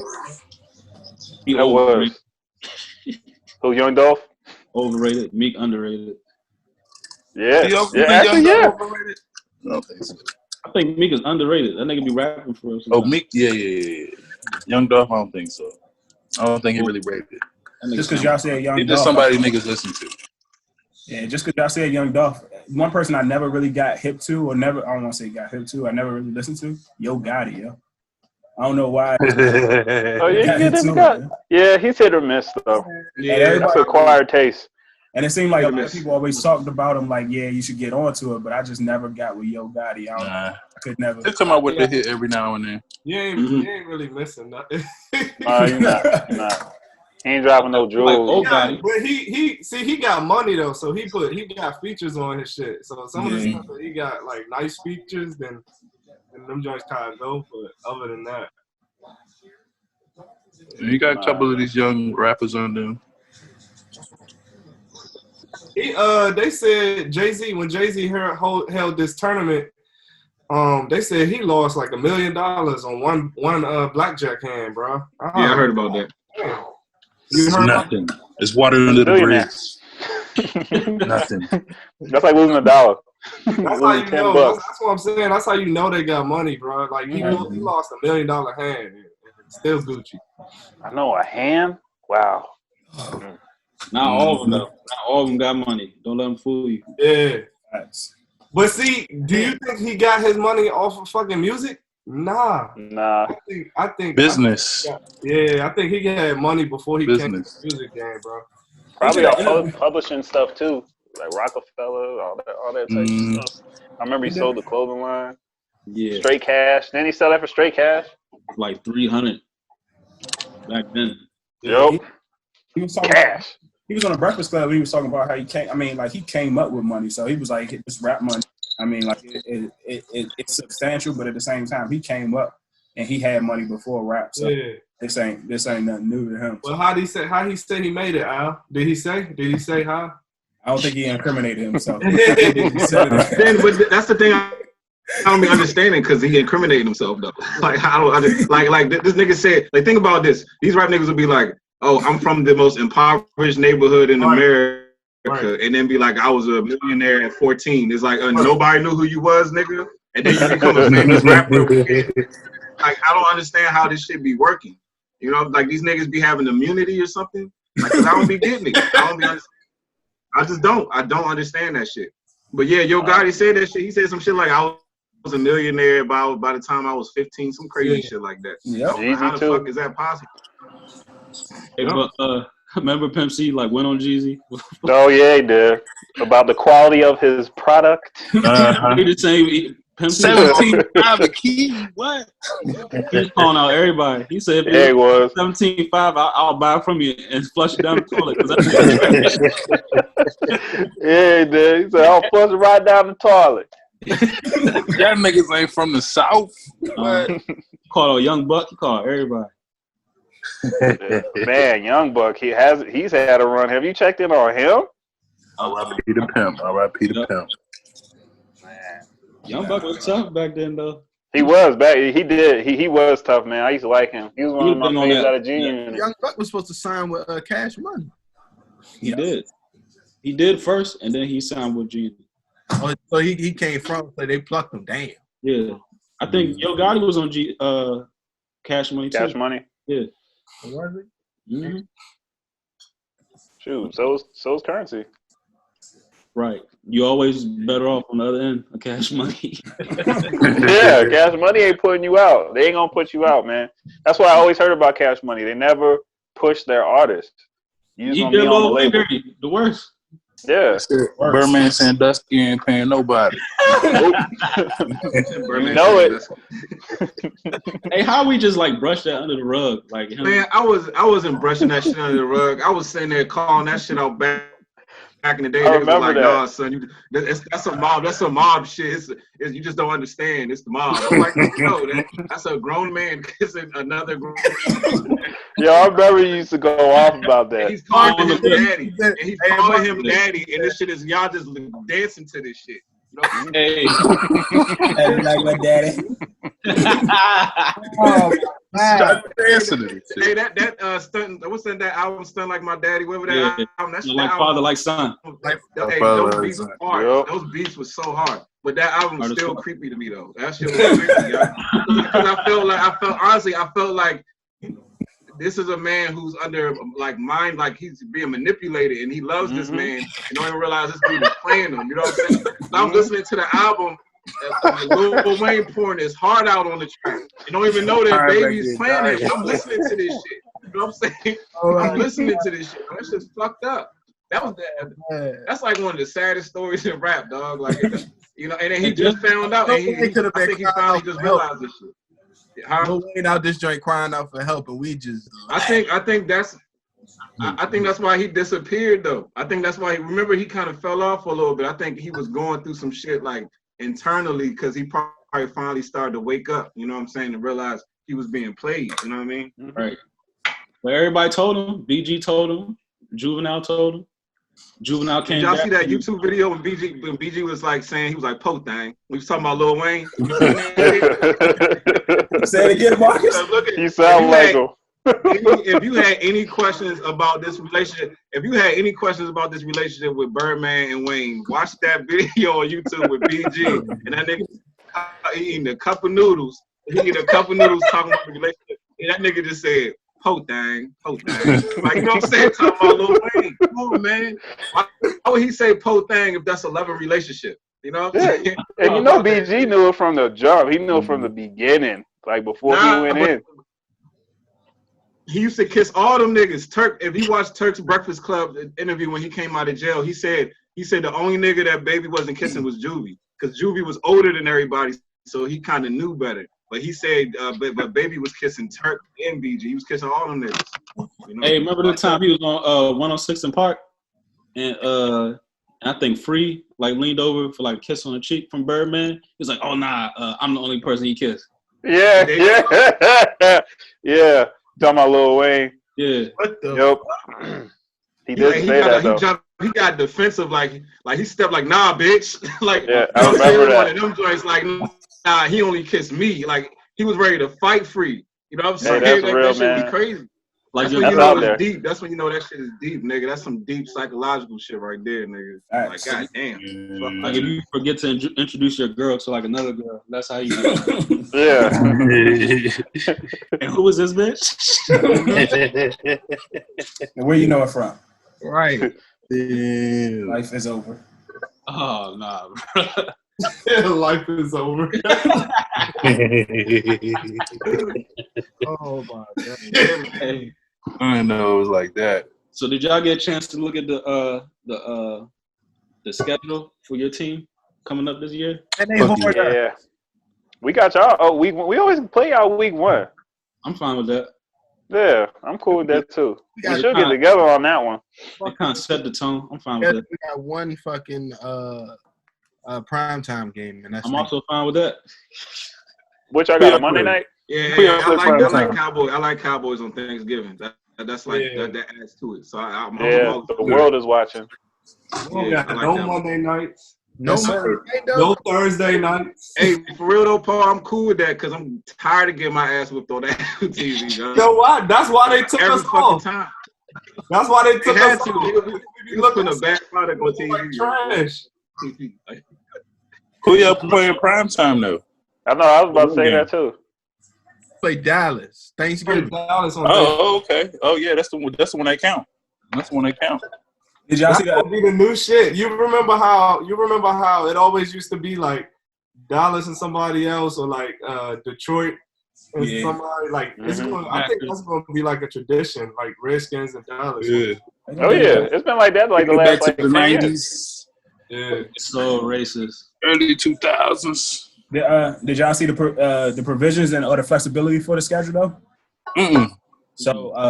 So basically, like if the start of the season is delayed, the early weeks could occur after week 17. So I'm guessing like if they start the season after. What? So basically, I'm guessing it's seeming like so right now it's So the week in January or some shit? no. So I was Nah. saying, so let me finish. Shit. Go ahead, sir. So like basically like if the season is delayed, basically like say the season start in October and first game of October would normally be like week five or so. Yeah. Mm-hmm. That week 5, I mean the first game in October will be week 1, and then what would traditionally be week 17 would kick off. I mean the games after week 17 you would start from week 1. I mean your original week 1 schedule. Mhm. Supposed to Yeah. be September. The I first am lost. September. I'm confused. It's like a makeup schedule. Yeah, it's a makeup schedule, but rather than like pushing the Jones from like, so your first 4 games, rather than playing your first 4 games, Oh, so you skipping those and starting where you're supposed to be at? yeah, starting wherever the season start at, and then like it after week 17, you put those games at the back of the schedule. We should Okay. in the beginning, goddamn it. He did. He was trying to. Say it again. I'm just fucking with you. I'm just fucking with you. And then of course they could push the Super Bowl back, and then any week could serve as opening week. Every team shares the same bye week as their What the- opponent. I might have to host that Skins versus Pittsburgh joint though. I might have to host that jump. That's in December.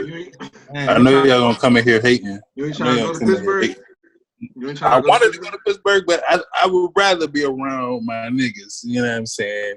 I know y'all Yeah, gonna man, hate. let's do that. I know y'all gonna hate.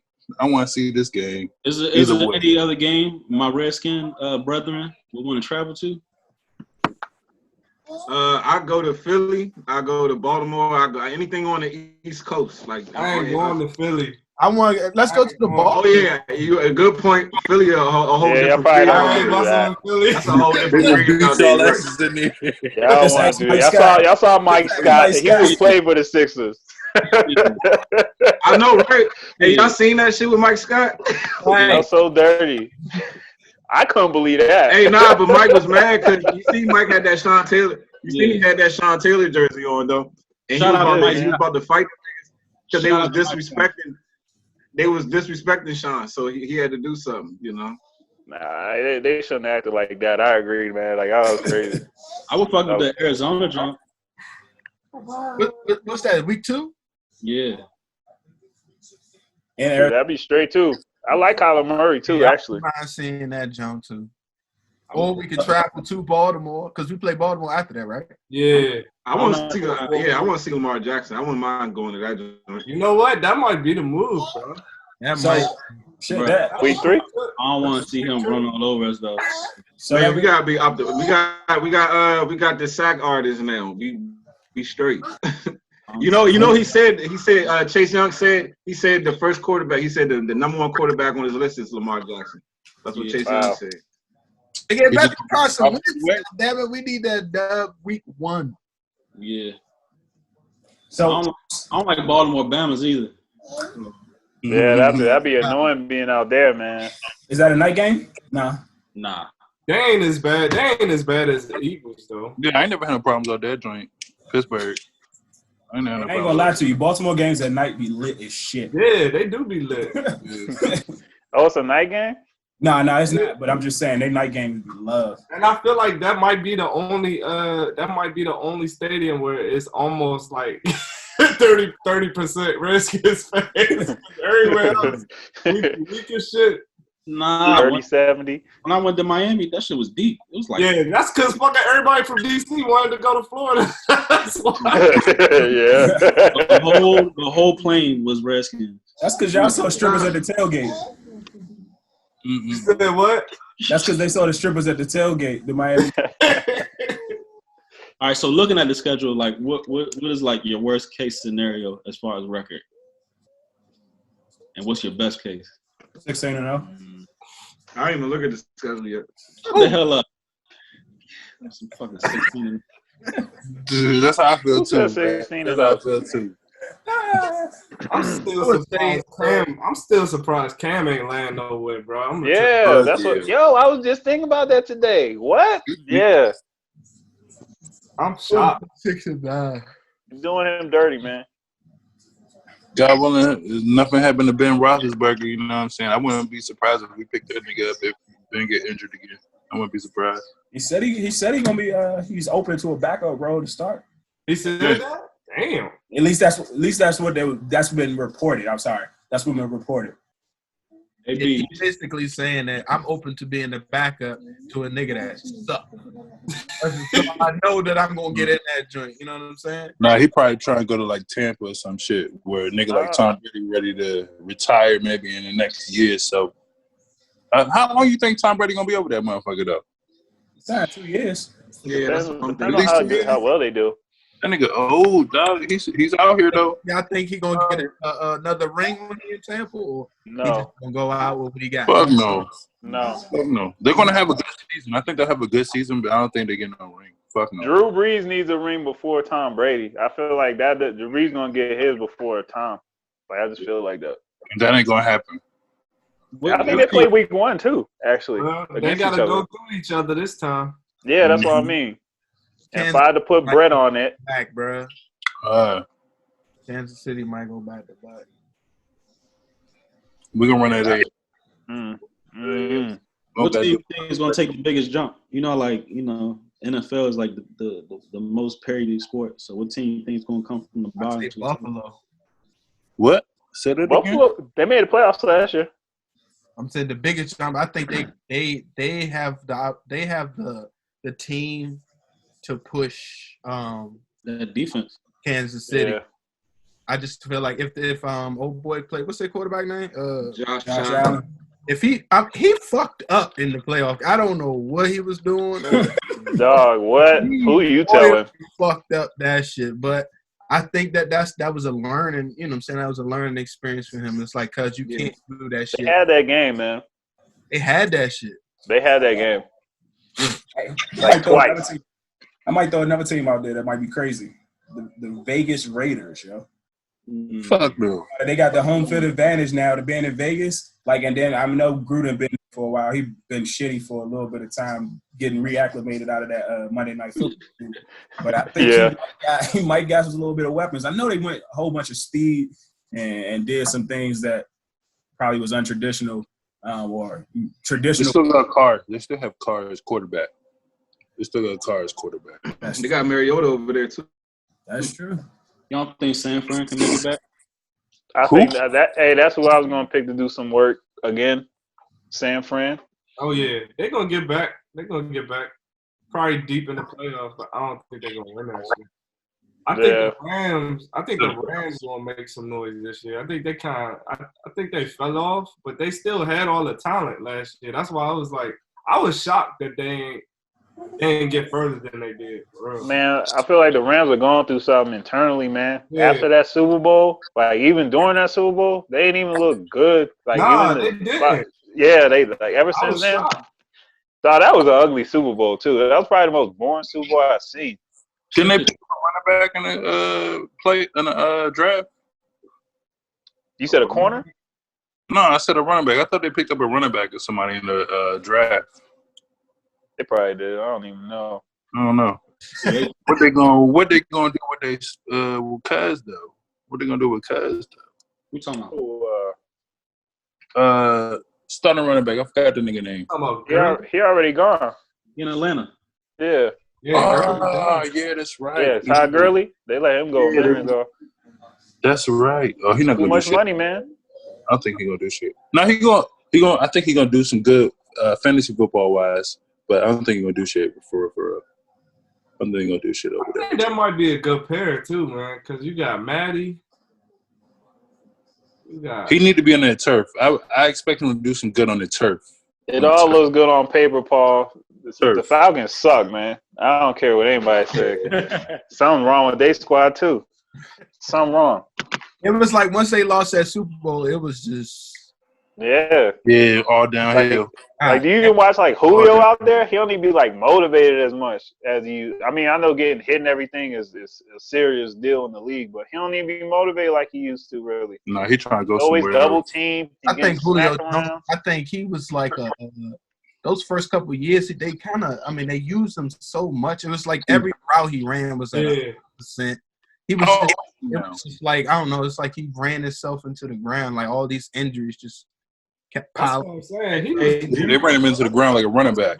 But if you think like Alabama, if you pay attention, like Alabama wide receivers, like they got to be wide receiver you right now because you got Julio Jones came out of there, fucking Calvin Ridley, Jerry Jeudy was just in his last draft. It was they had 3 receivers in the first round.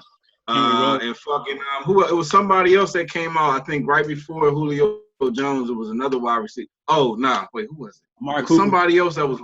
Oh yeah, Amari Cooper. Yep. Amari Cooper. So Amari Cooper, Julio Jones, Calvin Ridley, Jerry Jeudy, Henry, all these dudes just in the past couple years. So you know, like if I was coming out of school, that'd probably be one of my top schools for real. I mean, if I was coming out of high school.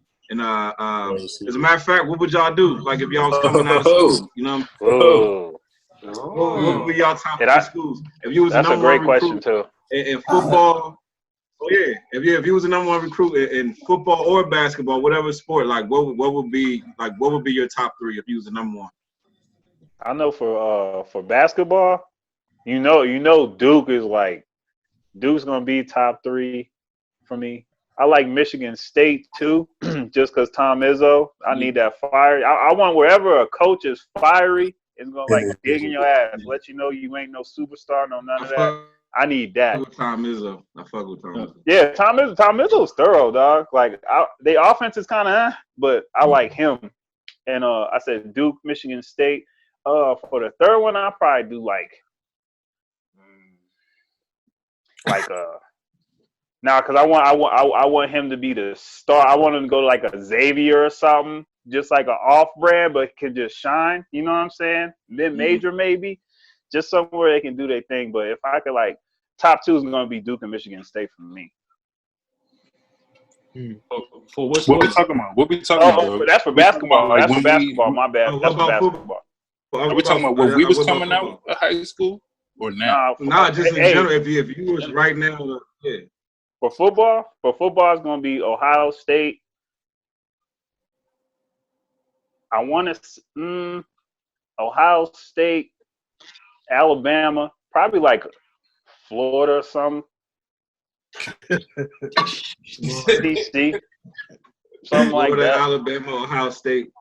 Yeah, that's a good powerhouses. Oh, you want bro?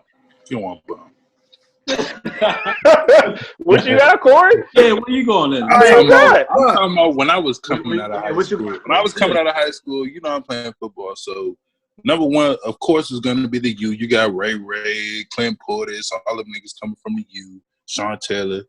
The U was number one. Number two, I would have went with Florida State. And then number three, I would have stayed home and went to Maryland. I went to the Maryland U. That's football. Maryland Terps. That's football. I ain't fucking with basketball. You know, y'all ain't trying to hoop. We know. Fuck that shit. I'm abusing niggas in the paint. Y'all know I ain't trying to hoop. Yeah, man. You be off at like Purdue or something like that. Block.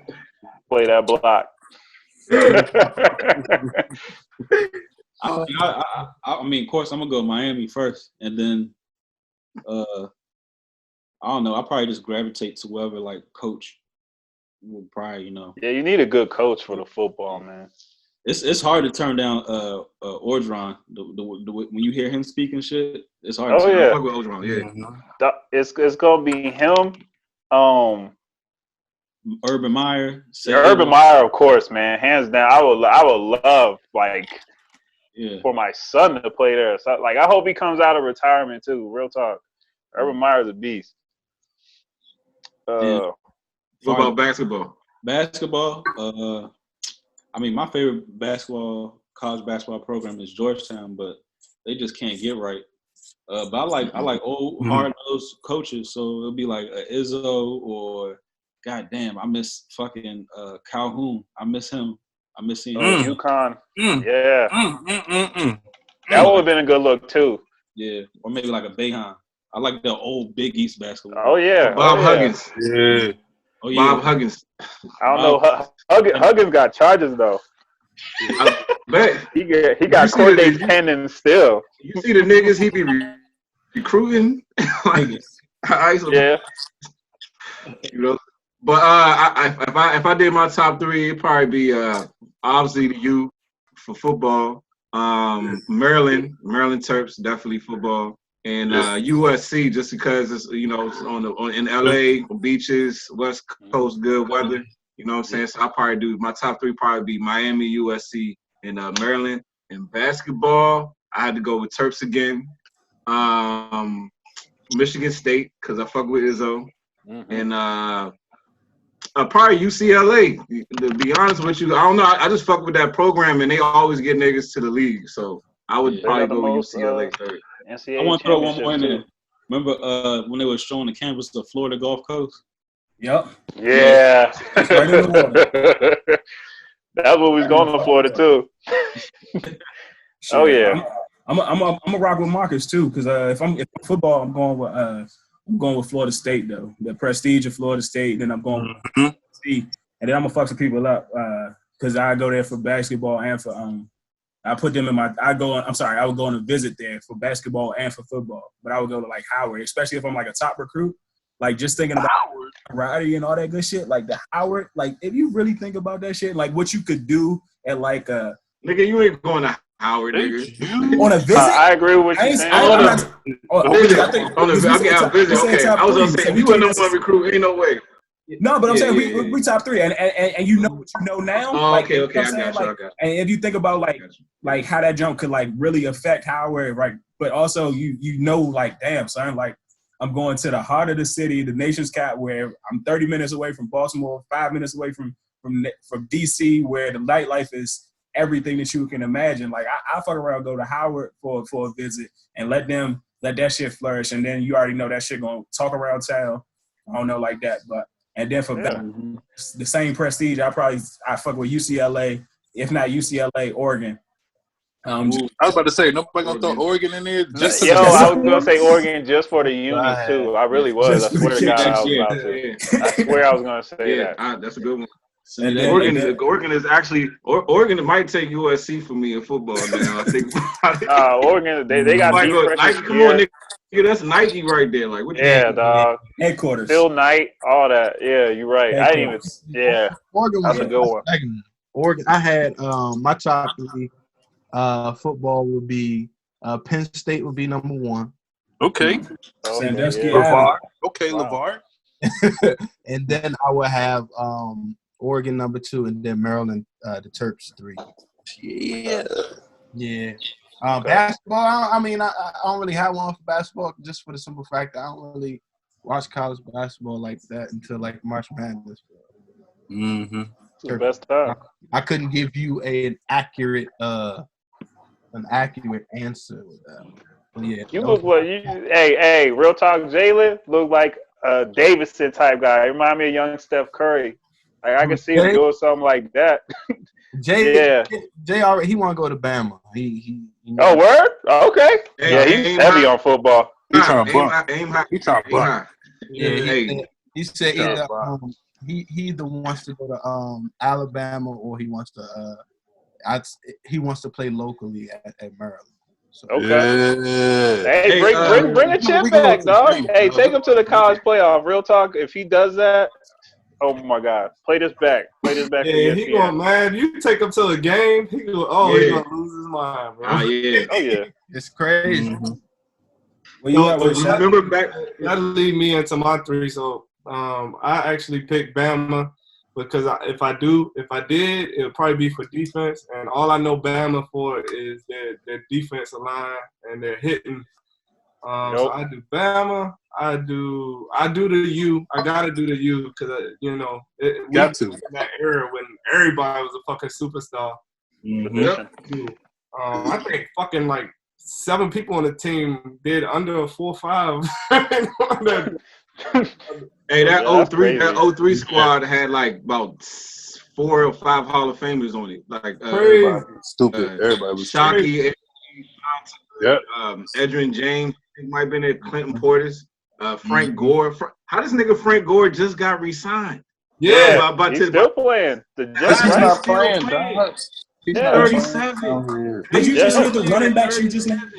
Did you just hear the running backs you just named on one team? yeah. Exactly. If I'm not mistaken, hey, look, if I'm not mistaken, I think Frank Gore was ahead of Clinton Portis at Miami. You know what I'm saying? Like Clinton Portis came after I him. think he was. Yeah, I think he did. He was. Still playing. I think he was. And you know what though? And so that Wow. Clinton Portis took more hits because he was like a straight on runner. And I feel like Gore had a little bit of quickness and sidesteps with him. But the thing with Gore, early in his career, he had a whole rack of injuries. Like his legs was fucked up. So the fact that he was even over to overcome that, still played as long is crazy. Yeah. You know, like, But and they was talking about it. Well, He still got a little bit of speed to him. yeah. And they was talking. All right, so do y'all think he's a Hall of Famer? They posed this question on ESPN. They was like, do you think Frank Gore is a Hall of Famer? Because he's third all time rushing yards, third all time. Definitely, I think he is. Just the longevity alone is crazy. This man is out here. He said, "Tom Brady gonna sign again. I'm gonna sign again too." I'm saying, come on, get dog. them checks, man. I ain't mad at Come him. on, dog.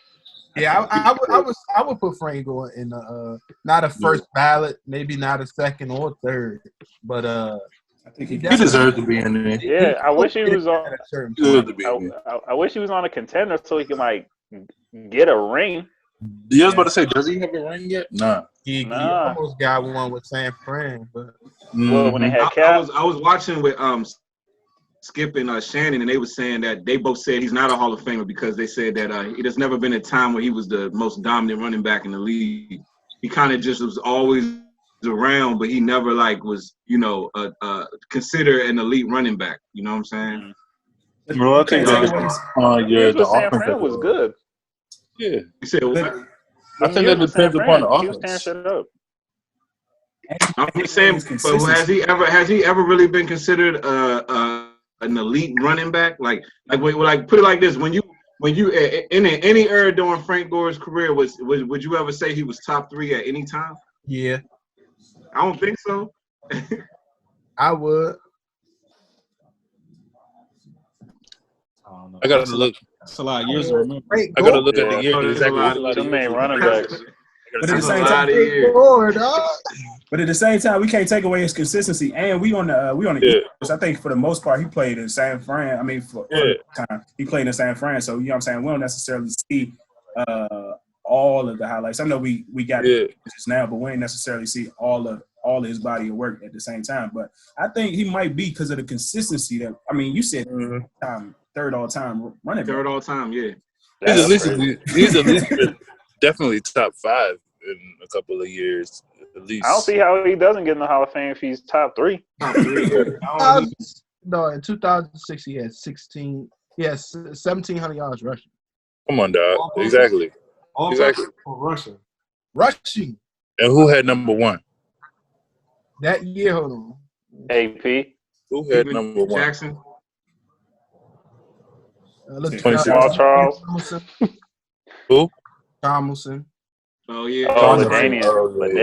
He was an animal. Hey, I forgot about why don't that. nobody talk? LT had one of the greatest careers ever. Niggas don't like he. Nah, he did though. Nobody talks about him. He really did though. Dominant when he was playing. He was so dominant when he was playing too. He's in the Hall of Fame, right? Yeah, he's in the Hall of Fame. Oh, LaDainian. If not, he coming up. He might not have been eligible yet. I mean, but he's been retired for a minute though. I think he's in there. I think he's in there. I think he's in there. I feel like he's in. Yeah, I feel like he is too. I think he had a speech because remember they went back to his hometown and showed like the little house and shit he grew up in. Yeah, he got inducted in 2017. Yeah. Okay. Yep. It was recent. Okay. TCU. He said he started a little hovel he lived in. Nah, he lived like in a hut. It was like an old slave hut or something. I wish he would have been a little bit more creative. I wish they would have been a little bit more creative with the nickname though, because he just called himself LT. We had Lawrence Taylor before, so you know what I'm saying? It's like, like come That's on. what I told like, LaDay Day, man. They should call him that. LaDay Day. LaDay Day. Who you think had some had a fire nickname, like as far as like athletes or whatever? Like who you think? Because I can tell you right now, you know what I'm saying? Any athlete, any athlete. I can give you the best one right now, man. Who? The Matrix. Who's that? Was that Sean Marion? Sean Marion, Al. Right? Yeah. Sean Marion. Sean Marion is lights out.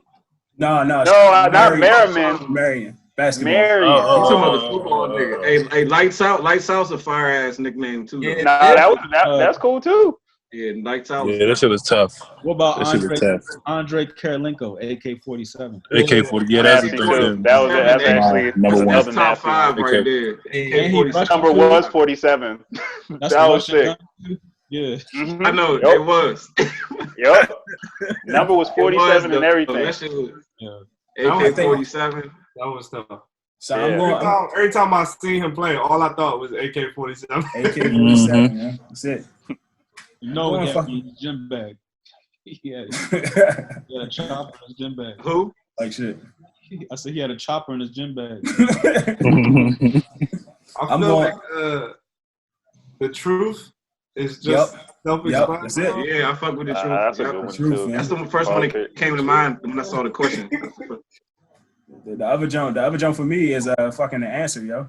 The answer. Yeah, the truth is up there. The answer's got to be there. Like if you really think about it, like no, like every time you step on the court, you be like, oh shit, they go to answer. Like the problem, I'm the fucking answer. Like damn, like that. He was so clutch too. He was so clutch, like clutch, little man.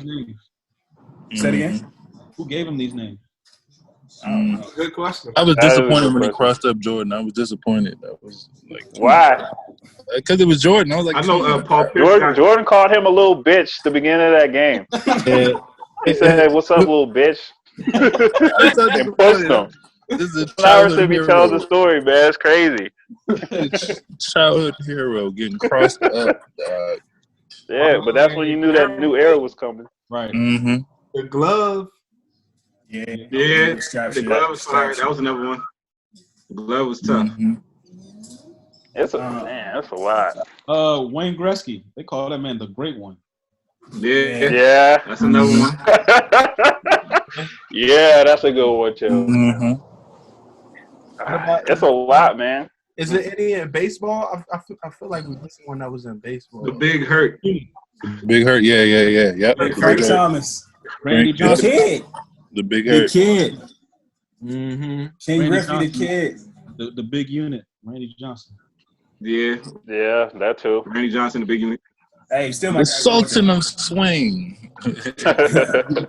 Still might gotta go with one of the all times too. You know? I know, and he crosses over prime time. Prime time. Yeah. Prime time. Yeah. Yeah. I like Because he's real deal. Real deal Hollywood. And that was all about him too.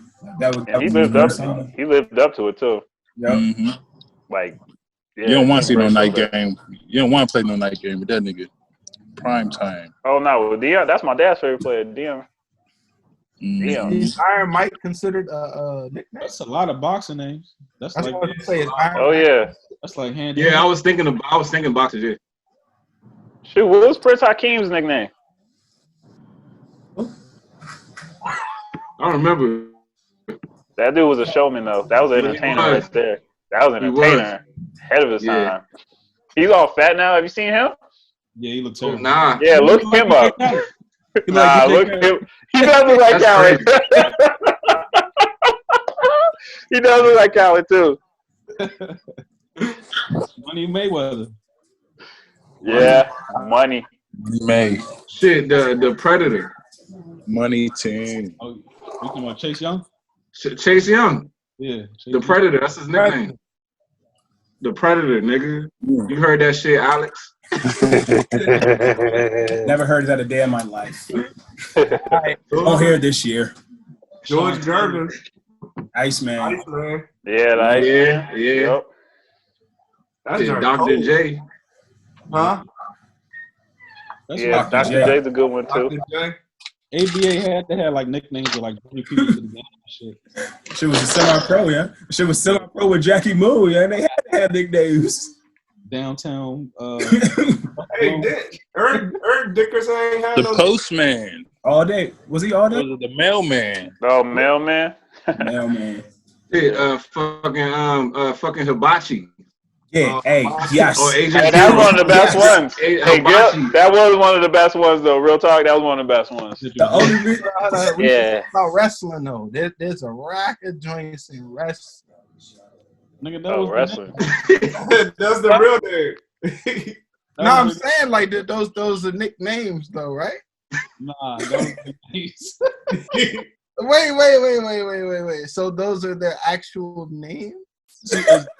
Yeah, The Rock, Dwayne Johnson. No, I'm not. That's his movie name. Some wrestlers had actual nicknames, like you would call like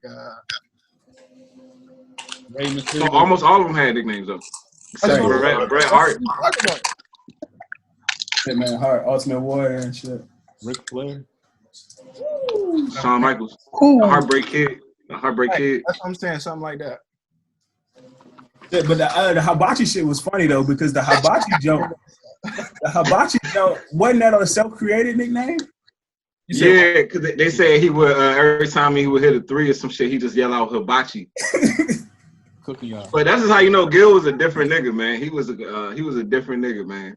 I missed that era though, man. I missed that shit. That was like a fun time though. As just Hell yeah. watching that shit. Oh shit. You prefer those wizards over I'm lost. what, What happened? I don't know. let's give it some time to I wasn't even ready for that.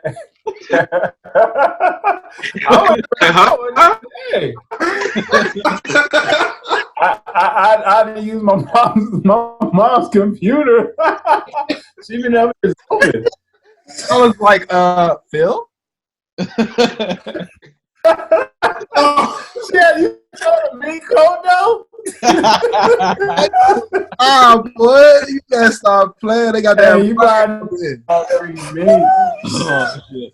Hey, that joint was that a professional shoot? That joint was.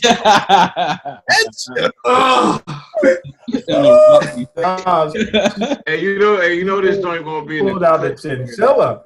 Yeah. Oh man, do it. Oh man. Oh, that's the best.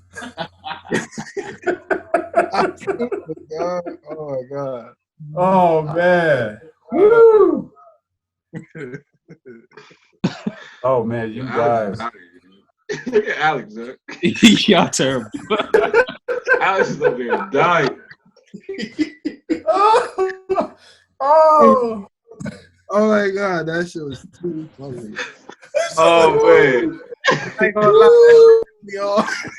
Hey, she was. At least you know my mom's stunting. She gonna stunt. She gonna stunt. Man. Woo.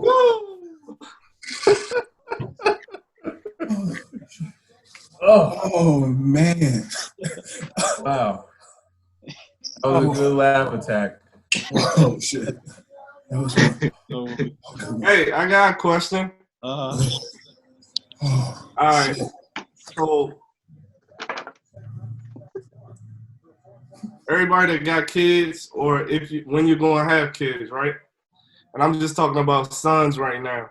So like, how do you feel about this generation? Your son growing up, and he got to deal with how these females are growing up. you said I think about that shit every day. Man, I'm trying to tell you, this generation different, man. Like stuff that wasn't accepted back then when we grew up, like that shit is acceptable now. As far as what? Like a woman could think that she can act however she wants, and she's still a respectable woman to marry. You know what I'm saying? Oh yeah. This day and age. But I almost think like it's almost counterproductive, especially for men, because I feel like it's just gonna get worse and worse as our sons grow up. You know what I mean? yeah. And not only with the even like I know that shit is tough, like trying to bring home a respectable woman, but I think that shit gonna come. Especially, luckily, we're able to bring these. We're able to bring our kids up with the right way, the right morals and stuff like that. So it's not gonna be as tough. But I think the even tougher jump is gonna be like making sure that like we're able to raise them and be able to bring them home at night. Like we're talking about we're seeing I'm sorry if I'm about to pronounce his name wrong, but the guy in Georgia, he was literally out running, and he got murdered or whatever like that. Like that's more scary for me right now. Just knowing how do you raise him to be able to talk to the police, not talk to the police, be able to interact with different conflicts that ain't got shit to do with him. Like that ain't had nothing to do with him. All of a sudden, you listen to the audio and they talk about like they had break-ins the past couple of days in the neighborhood. He ain't had nothing to do with that. He literally just going for a run. That's the scariest part.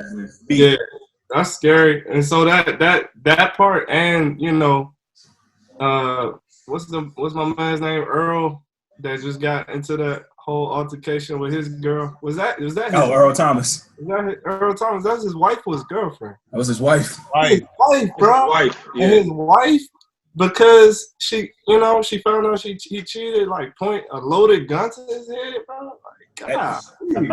She pulled up too. You ain't hear about that? You ain't hear about that, Corey? No. Damn. That's safety for she put the joint. She put it to his head and everything, and then he had to wrestle out of it. And she didn't even know it was a gun. I mean, it was a bullet in the chamber. She said she unloaded the junk. She thought she emptied the clip, but it was a bullet in the chamber. Hey, that's serious, man. And you in jail? My thing is, I see a lot of people is like defending her. Like, yeah, that's right. Like that's what he should have done. And the ratchetness. That goes back to what you was talking about earlier, Paul. That's the age that we live in right now, where everything that a girl does is being celebrated. Yeah, being patted. Like there's no such thing as wrong behavior when a female acts, you know. But yeah, man, you definitely on to something. You know what I'm saying? You definitely on to something. But you know, it's definitely nigga, you know. You know. No, I'm to be completely honest, I'm gonna keep it all the way real. Like we got a lot of females that might end up watching this podcast. You know what I'm saying? And if they was to hear us to really break them down, that probably would really turn them the fuck off. You know what I'm saying? They need to hear but if y'all don't give a fuck, we can keep it real. I'm just saying, but the thing though, girls want to hear what they want to hear. Enabling. This is the thing though. When you thank you. Hey nigga, I'm with the shits. You know what I'm saying? But I'm just making sure the rest of you niggas is ready. That's what I'm saying. We'll wait for like a subject on that. Yeah. But we can move this to another day. But no, that's a good topic. That's a good topic. Trust me, nigga. I got all kinds of theories about this type of shit. But as far as you saying, as far as raising your sons and having to deal with this, the one thing I would say is that us as men, you just can't like I was saying in the group chat that one day, you gotta put your purpose first. I think that'll number one to knock out all that bullshit. You won't even have to worry about that because, and all honesty, as a man, it's like they want to follow you, like you know what I'm saying. So it's like as long as you have a sense of purpose, they're gonna try to latch on to your ass. So as long you know what I'm saying, like that's what gives them that security, knowing that you have that direction that you're setting for yourself. So it really don't like we can talk about female behavior all day, but as long as a man has a sense of direction and he puts that before any female, then it wouldn't be no issue. Like no matter how silly they act, you know what exactly. I mean? Like they're gonna have to she gonna have to get her shit together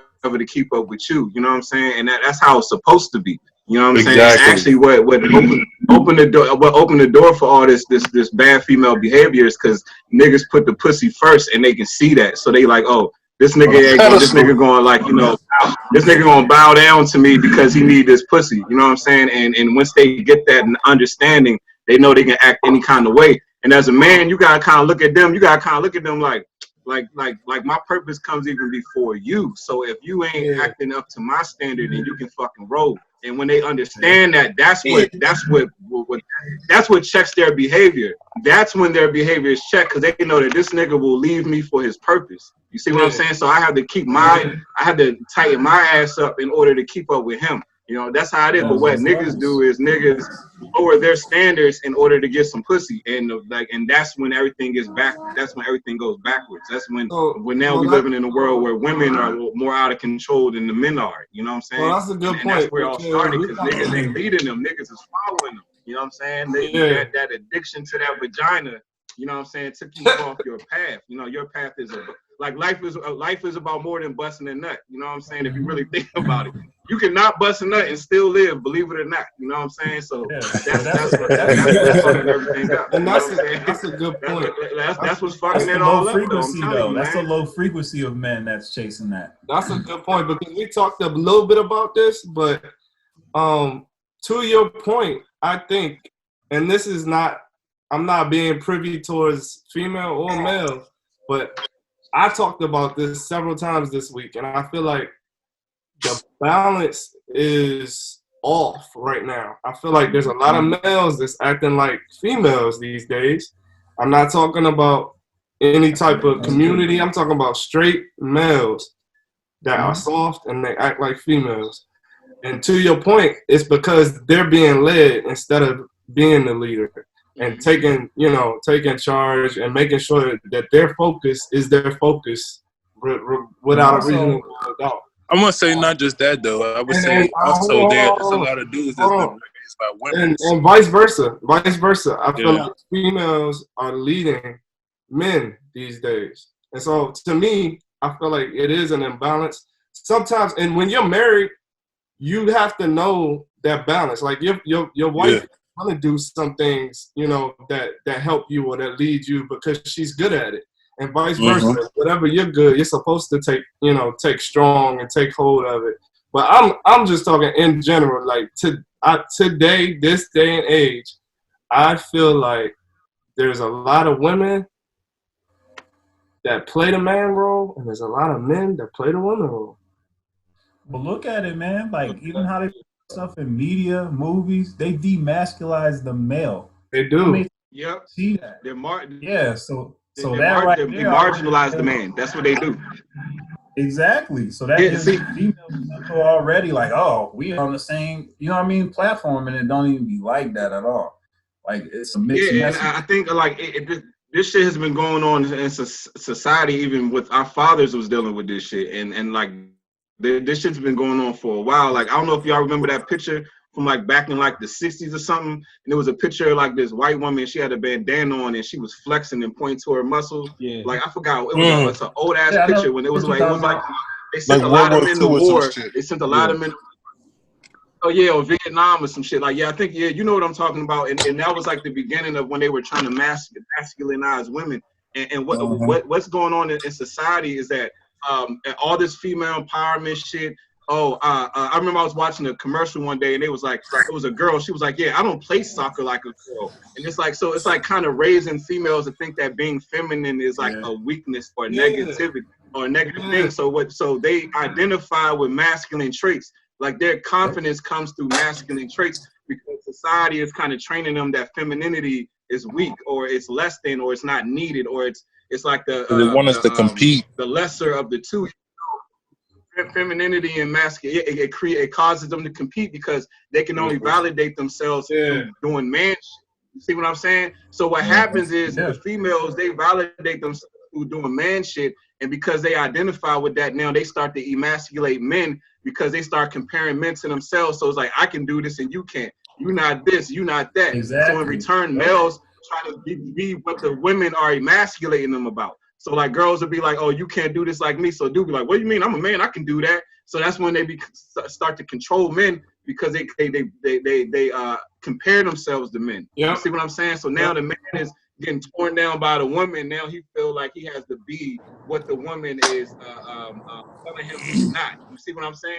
Exactly. And the only reason that she thinks that way is because she identifies with masculine traits because she was taught that being a traditional woman is some sort of like weakness, or you're being subservient, you're being less than, without understanding that being feminine and being a woman is just as strong as being, or being it's just as necessary as being masculine. Like that shit is 50-50.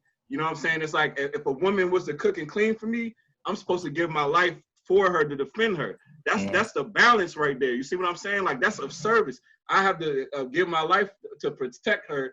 That's of service, just like it is for her to cook and clean for me. But nowadays, and I'm just using it as an example. But nowadays, it's like a woman will expect you no, I'm not supposed to cook and clean for you, but you still supposed to protect me with your life. You see what I'm saying? So they don't want to do the female roles, but still expect you to do the man shit. You see what I'm saying? And the only reason they think that way is because they've been taught that traditional female roles is like some sort of weakness, you know what I mean? But it's necessary. It's necessary for the man to go out there and go to war every day, and you know what I'm saying? He needs that. Y'all about to have the feminists fucking us up. You talking about balance? Come home at the long day. Talking about balance. You get that feminine energy. You go back out there and you ready to conquer shit even more. Like you see what I'm saying? But they thinking that playing that role is a weakness, so now it's making the man less efficient. You see what I'm saying? But yeah, I mean, but I can go on forever about this shit, nigga. I think this shit is fucking up the. That's just real talk. I think this shit, the point is, and you know, just normalize this shit. Go ahead. No, the point. So a lot of what you say I agree with, but the point I'm making as well is, you know, we in our 30s, right? So we've been through fucking 3 decades. I'm 25. And can't nobody tell me, you know, growing up in the 90s is the same way it is now, because that shit is a fucking lie. Like, girls think differently, females think differently, males think differently. That shit. They said that bill.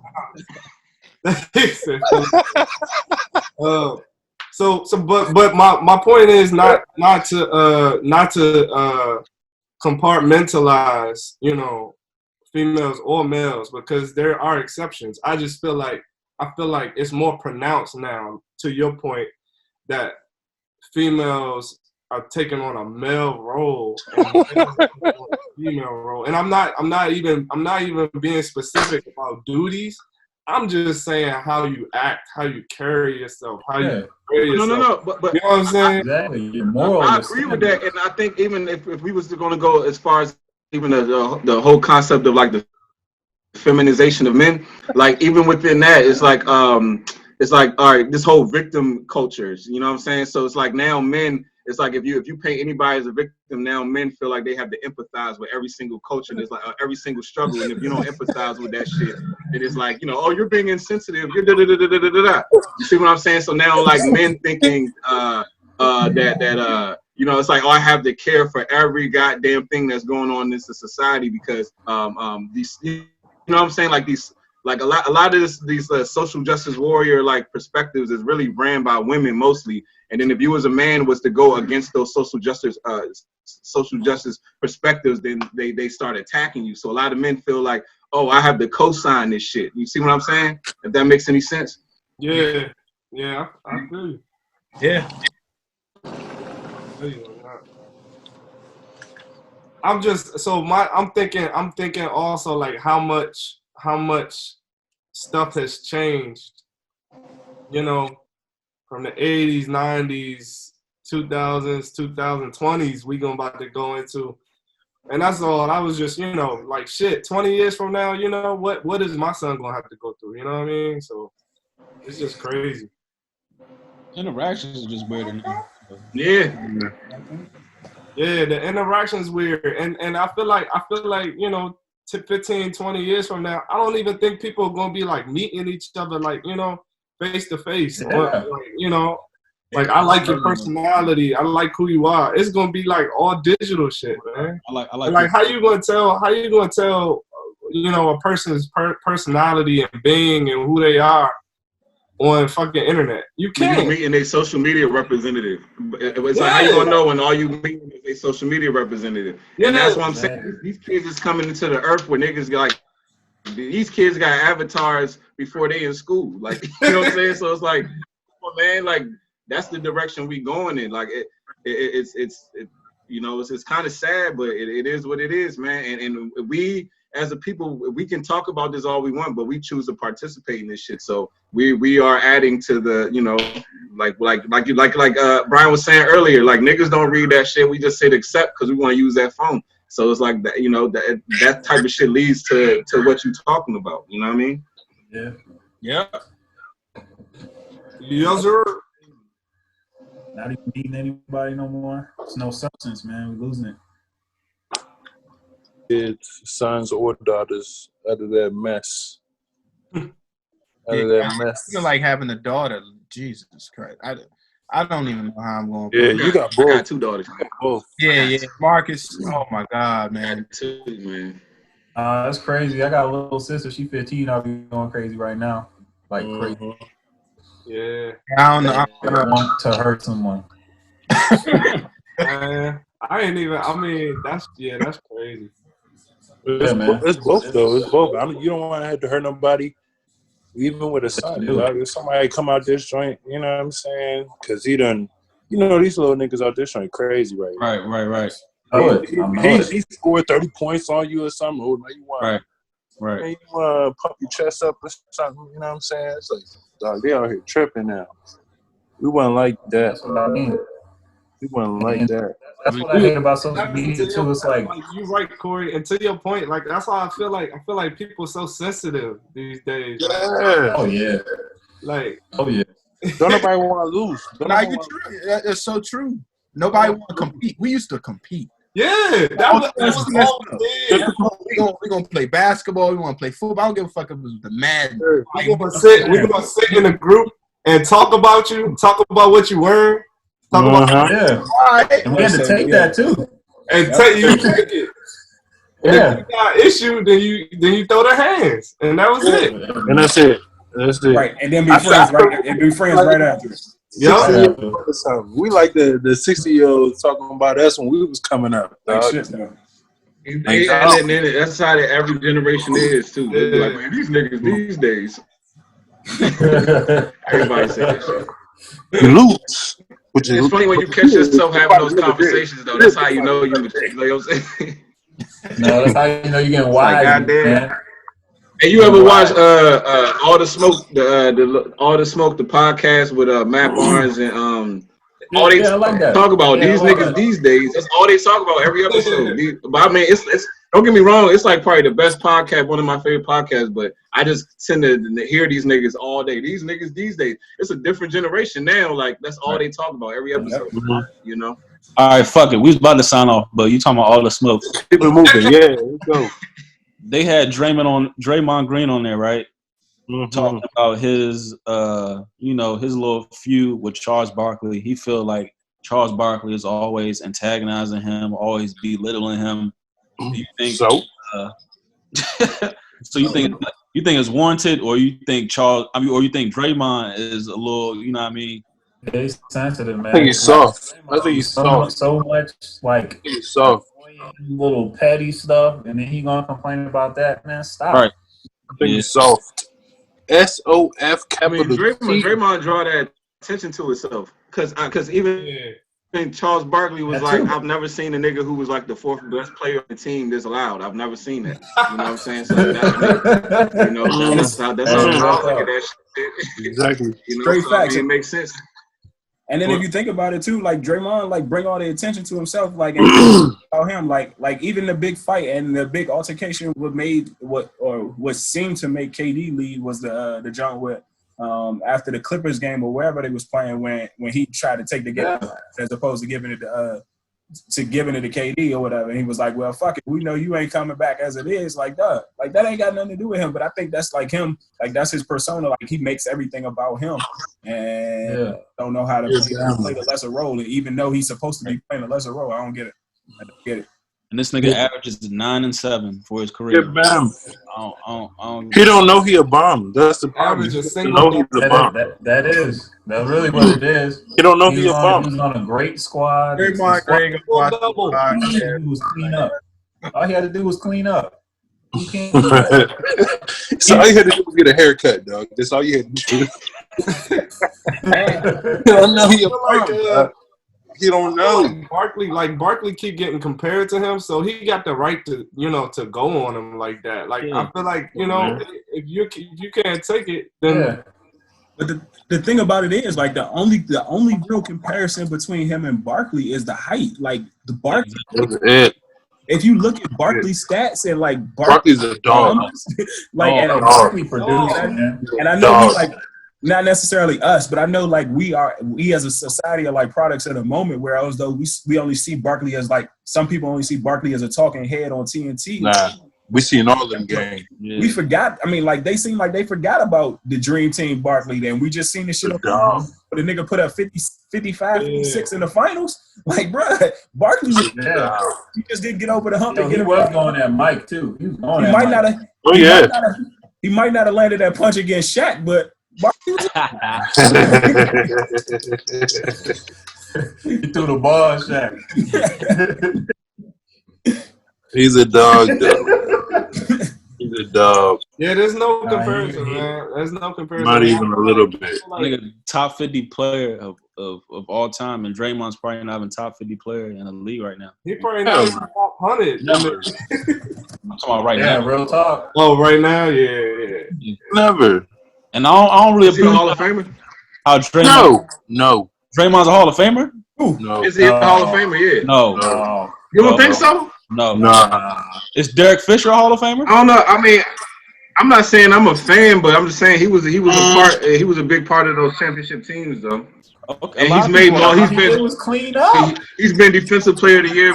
Like, trust me, I'm not a Draymond fan, but he was defensive player of the year. Like what? 2 times, right? Was it 2 times? Is it?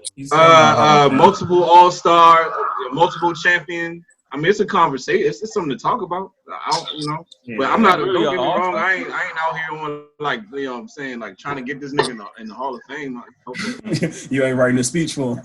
Yeah, I ain't writing no speech for him. But I think it might be a conversation. Might be one. Nah, he a bum. I always said he was a bum. He a bum. I ain't gonna say you're a bum because he played basketball the right way. I'm not gonna say you're a bum. But at the same time, like he do too much for what he is. Yeah, exactly. That's what I'm saying. As a basketball, and he talked down on a lot of greats. The whole shit he talked against Paul Pierce, like talking down on the man. Yeah, that's crazy. You haven't had half of the career that man has had. Yeah. Yeah, hey, whole time he fucked Paul Pierce's life up when he did that though, because Paul Pierce ain't had no comeback. Yeah, He no said, "You thought you was still. you thought you was gonna get a Kobe tour?" I think Paul Pierce. Okay, what's gonna happen with him? He gonna get traded because they can't afford his ass. He gonna end up on the team. Yeah. Oh, they about to get rid of him. Yeah. He's definitely about to be a bench player. They already. He's relying on 2 other niggas to get healthy for him to have a career. That's what I'm saying. You saw this year. He's just a cleanup. Argument right there. He don't do nothing. There you go, right there. You seen he was trying to get kicked out of games all season. He was. Fuck this. I'm He was trying to crying. And I haven't seen anybody get to talk the rest of the way he do and still just be in the game. He is like disrespectful. I've heard some of the stuff he said. He's wild. Yeah. That's because he had MK ass. Oh, shit. Hey, we'll come out with those T-shirts. MK ass. And it's gonna pick the person next to you.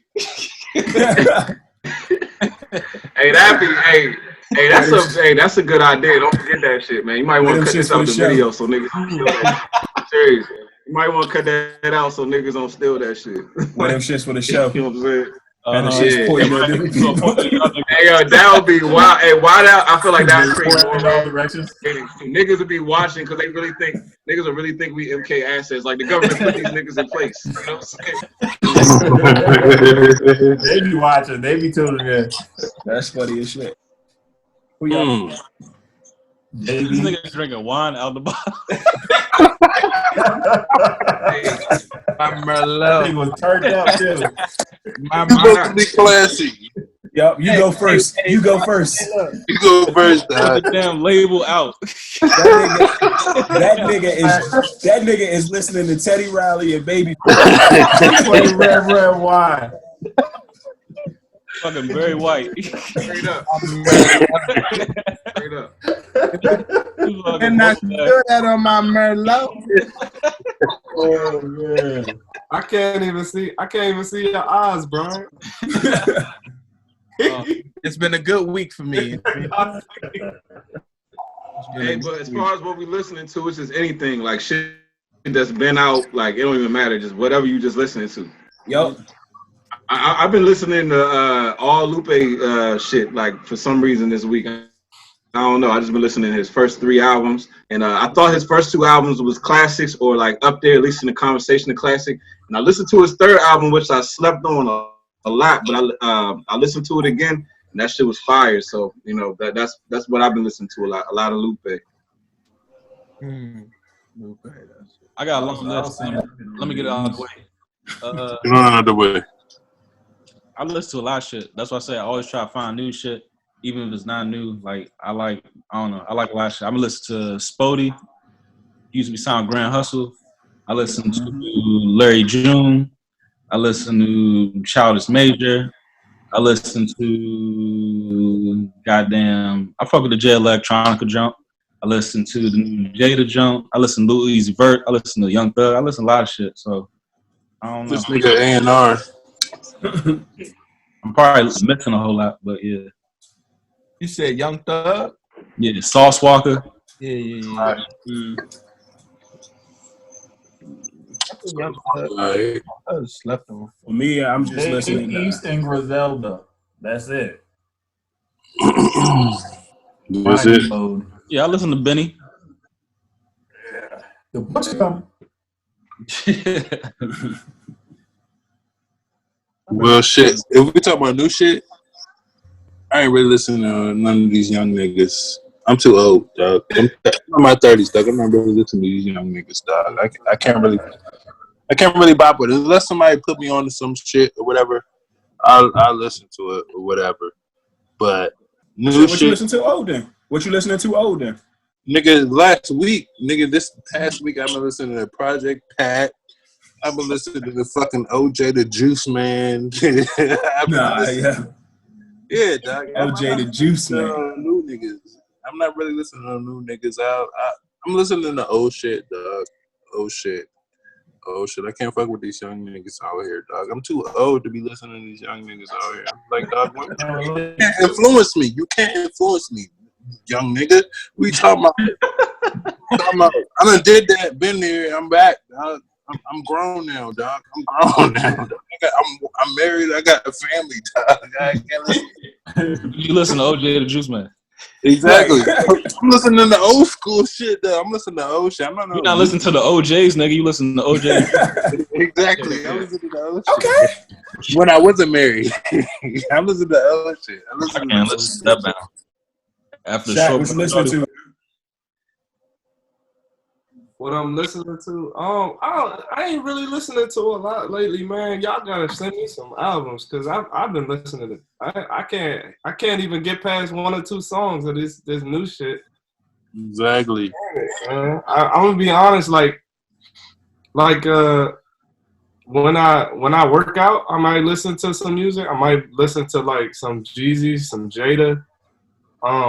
But I used to listen to that shit hard when I used to drive to work. But since we ain't, it takes me an hour to get to work and an hour to get back. Like, you got some albums to listen to. You got a whole album in it. You listen to podcasts? Podcasts? Yeah. Not really. Not hard. Ooh, Freddie Gibbs too. He's probably like yeah, Freddie like nice. Yeah, I dig him. Yeah, that's one of my favorite rappers for real. Okay. Well, try that. B, where you at? Honestly, I've been like doing a lot of music lately. Okay. I've been trying to listen to. I've been listening to the Gap Band. Oh. And the Dramatics. But that's honestly, I listen to that shit just like on kind of like on repeat a little bit. Like I don't really listen to like a whole song. I'm in a whole album. I listen to like 3 or 4 songs. And I'm just trying to get fucking samples. It's not really like I don't know.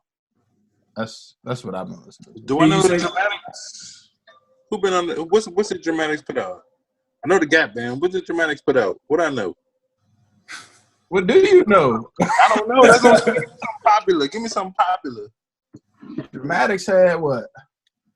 They had, I don't even know the names of them joints. I just know what the fuck they sound like. All right, I'm going to Google. Hey, Brian, listen. I'm telling you, it's this Brazilian nigga. I'm telling you, he's one of my favorite artists. Jorge Ben. Write this shit down. I'm putting it in my phone right now. Jorge Ben. This nigga is Brazilian. You don't understand a word he's saying, but that you feel the soul in that shit. He's fucking black. He's black. When you look at his picture, that nigga blackity black. You know what I'm saying? But that nigga's music. Jorge, I'm telling you, bro, listen to his music. That shit is like, that shit is soulful. I can listen to that shit right now. Like, you know what I'm saying? Trust me. Like, you don't need to understand the words. Just feel the music. That's all I got to say to you. All right. Jorge Ben, you know, I'm trying to tell you. Matter of fact, when we link up next week, I'm going to let you know how that went. I'm trying to tell you, man. That I fuck with his music hard, though. Yeah. And he from like the 60s and 70s. Like, he an old school. He like 60s or 70s. Like, that shit is vicious. Okay. Probably made like 4 or 5 beats off his shit. True. P, who you listening to? Oh, man. I said Davies and Griselda. Davies and Griselda. That's it right now. Hey, Phil, I was listening to Davies like heavy for a while, but then like it kind of got stale a little bit to me for some reason. He's like, supposed to drop that Common 3. That's Silver Spring Tires, ain't it? For the Springbrook. Springbrook, somewhere out there. Moco cuz. I'm listening to this is just helping me get through my work days, but I'm listening to Merch, yeah. Tom Merch. It's a white dude, little soul bounder. Okay. TOMMISCH. Nice little rhythm to it. You know what I'm saying? It just gets me through the work day. It's able to be played around multiple and diversify my little ear palette for a second. Get your spirit right. Get your spirit right. Yeah. I was on Phil Collins last week. Okay. Yeah, man. He got some hitters. Ain't nothing wrong with Phil Collins. Man, he got like 1,000 tracks. Shit. All right, well, this wraps up another edition of the Flight Room podcast. We thank y'all for joining. Wishing y'all well. Wait. Shut your Go ahead, man. What you got to say, Cooper? Nah, what I was gonna say, it was a question that didn't make it. I know he.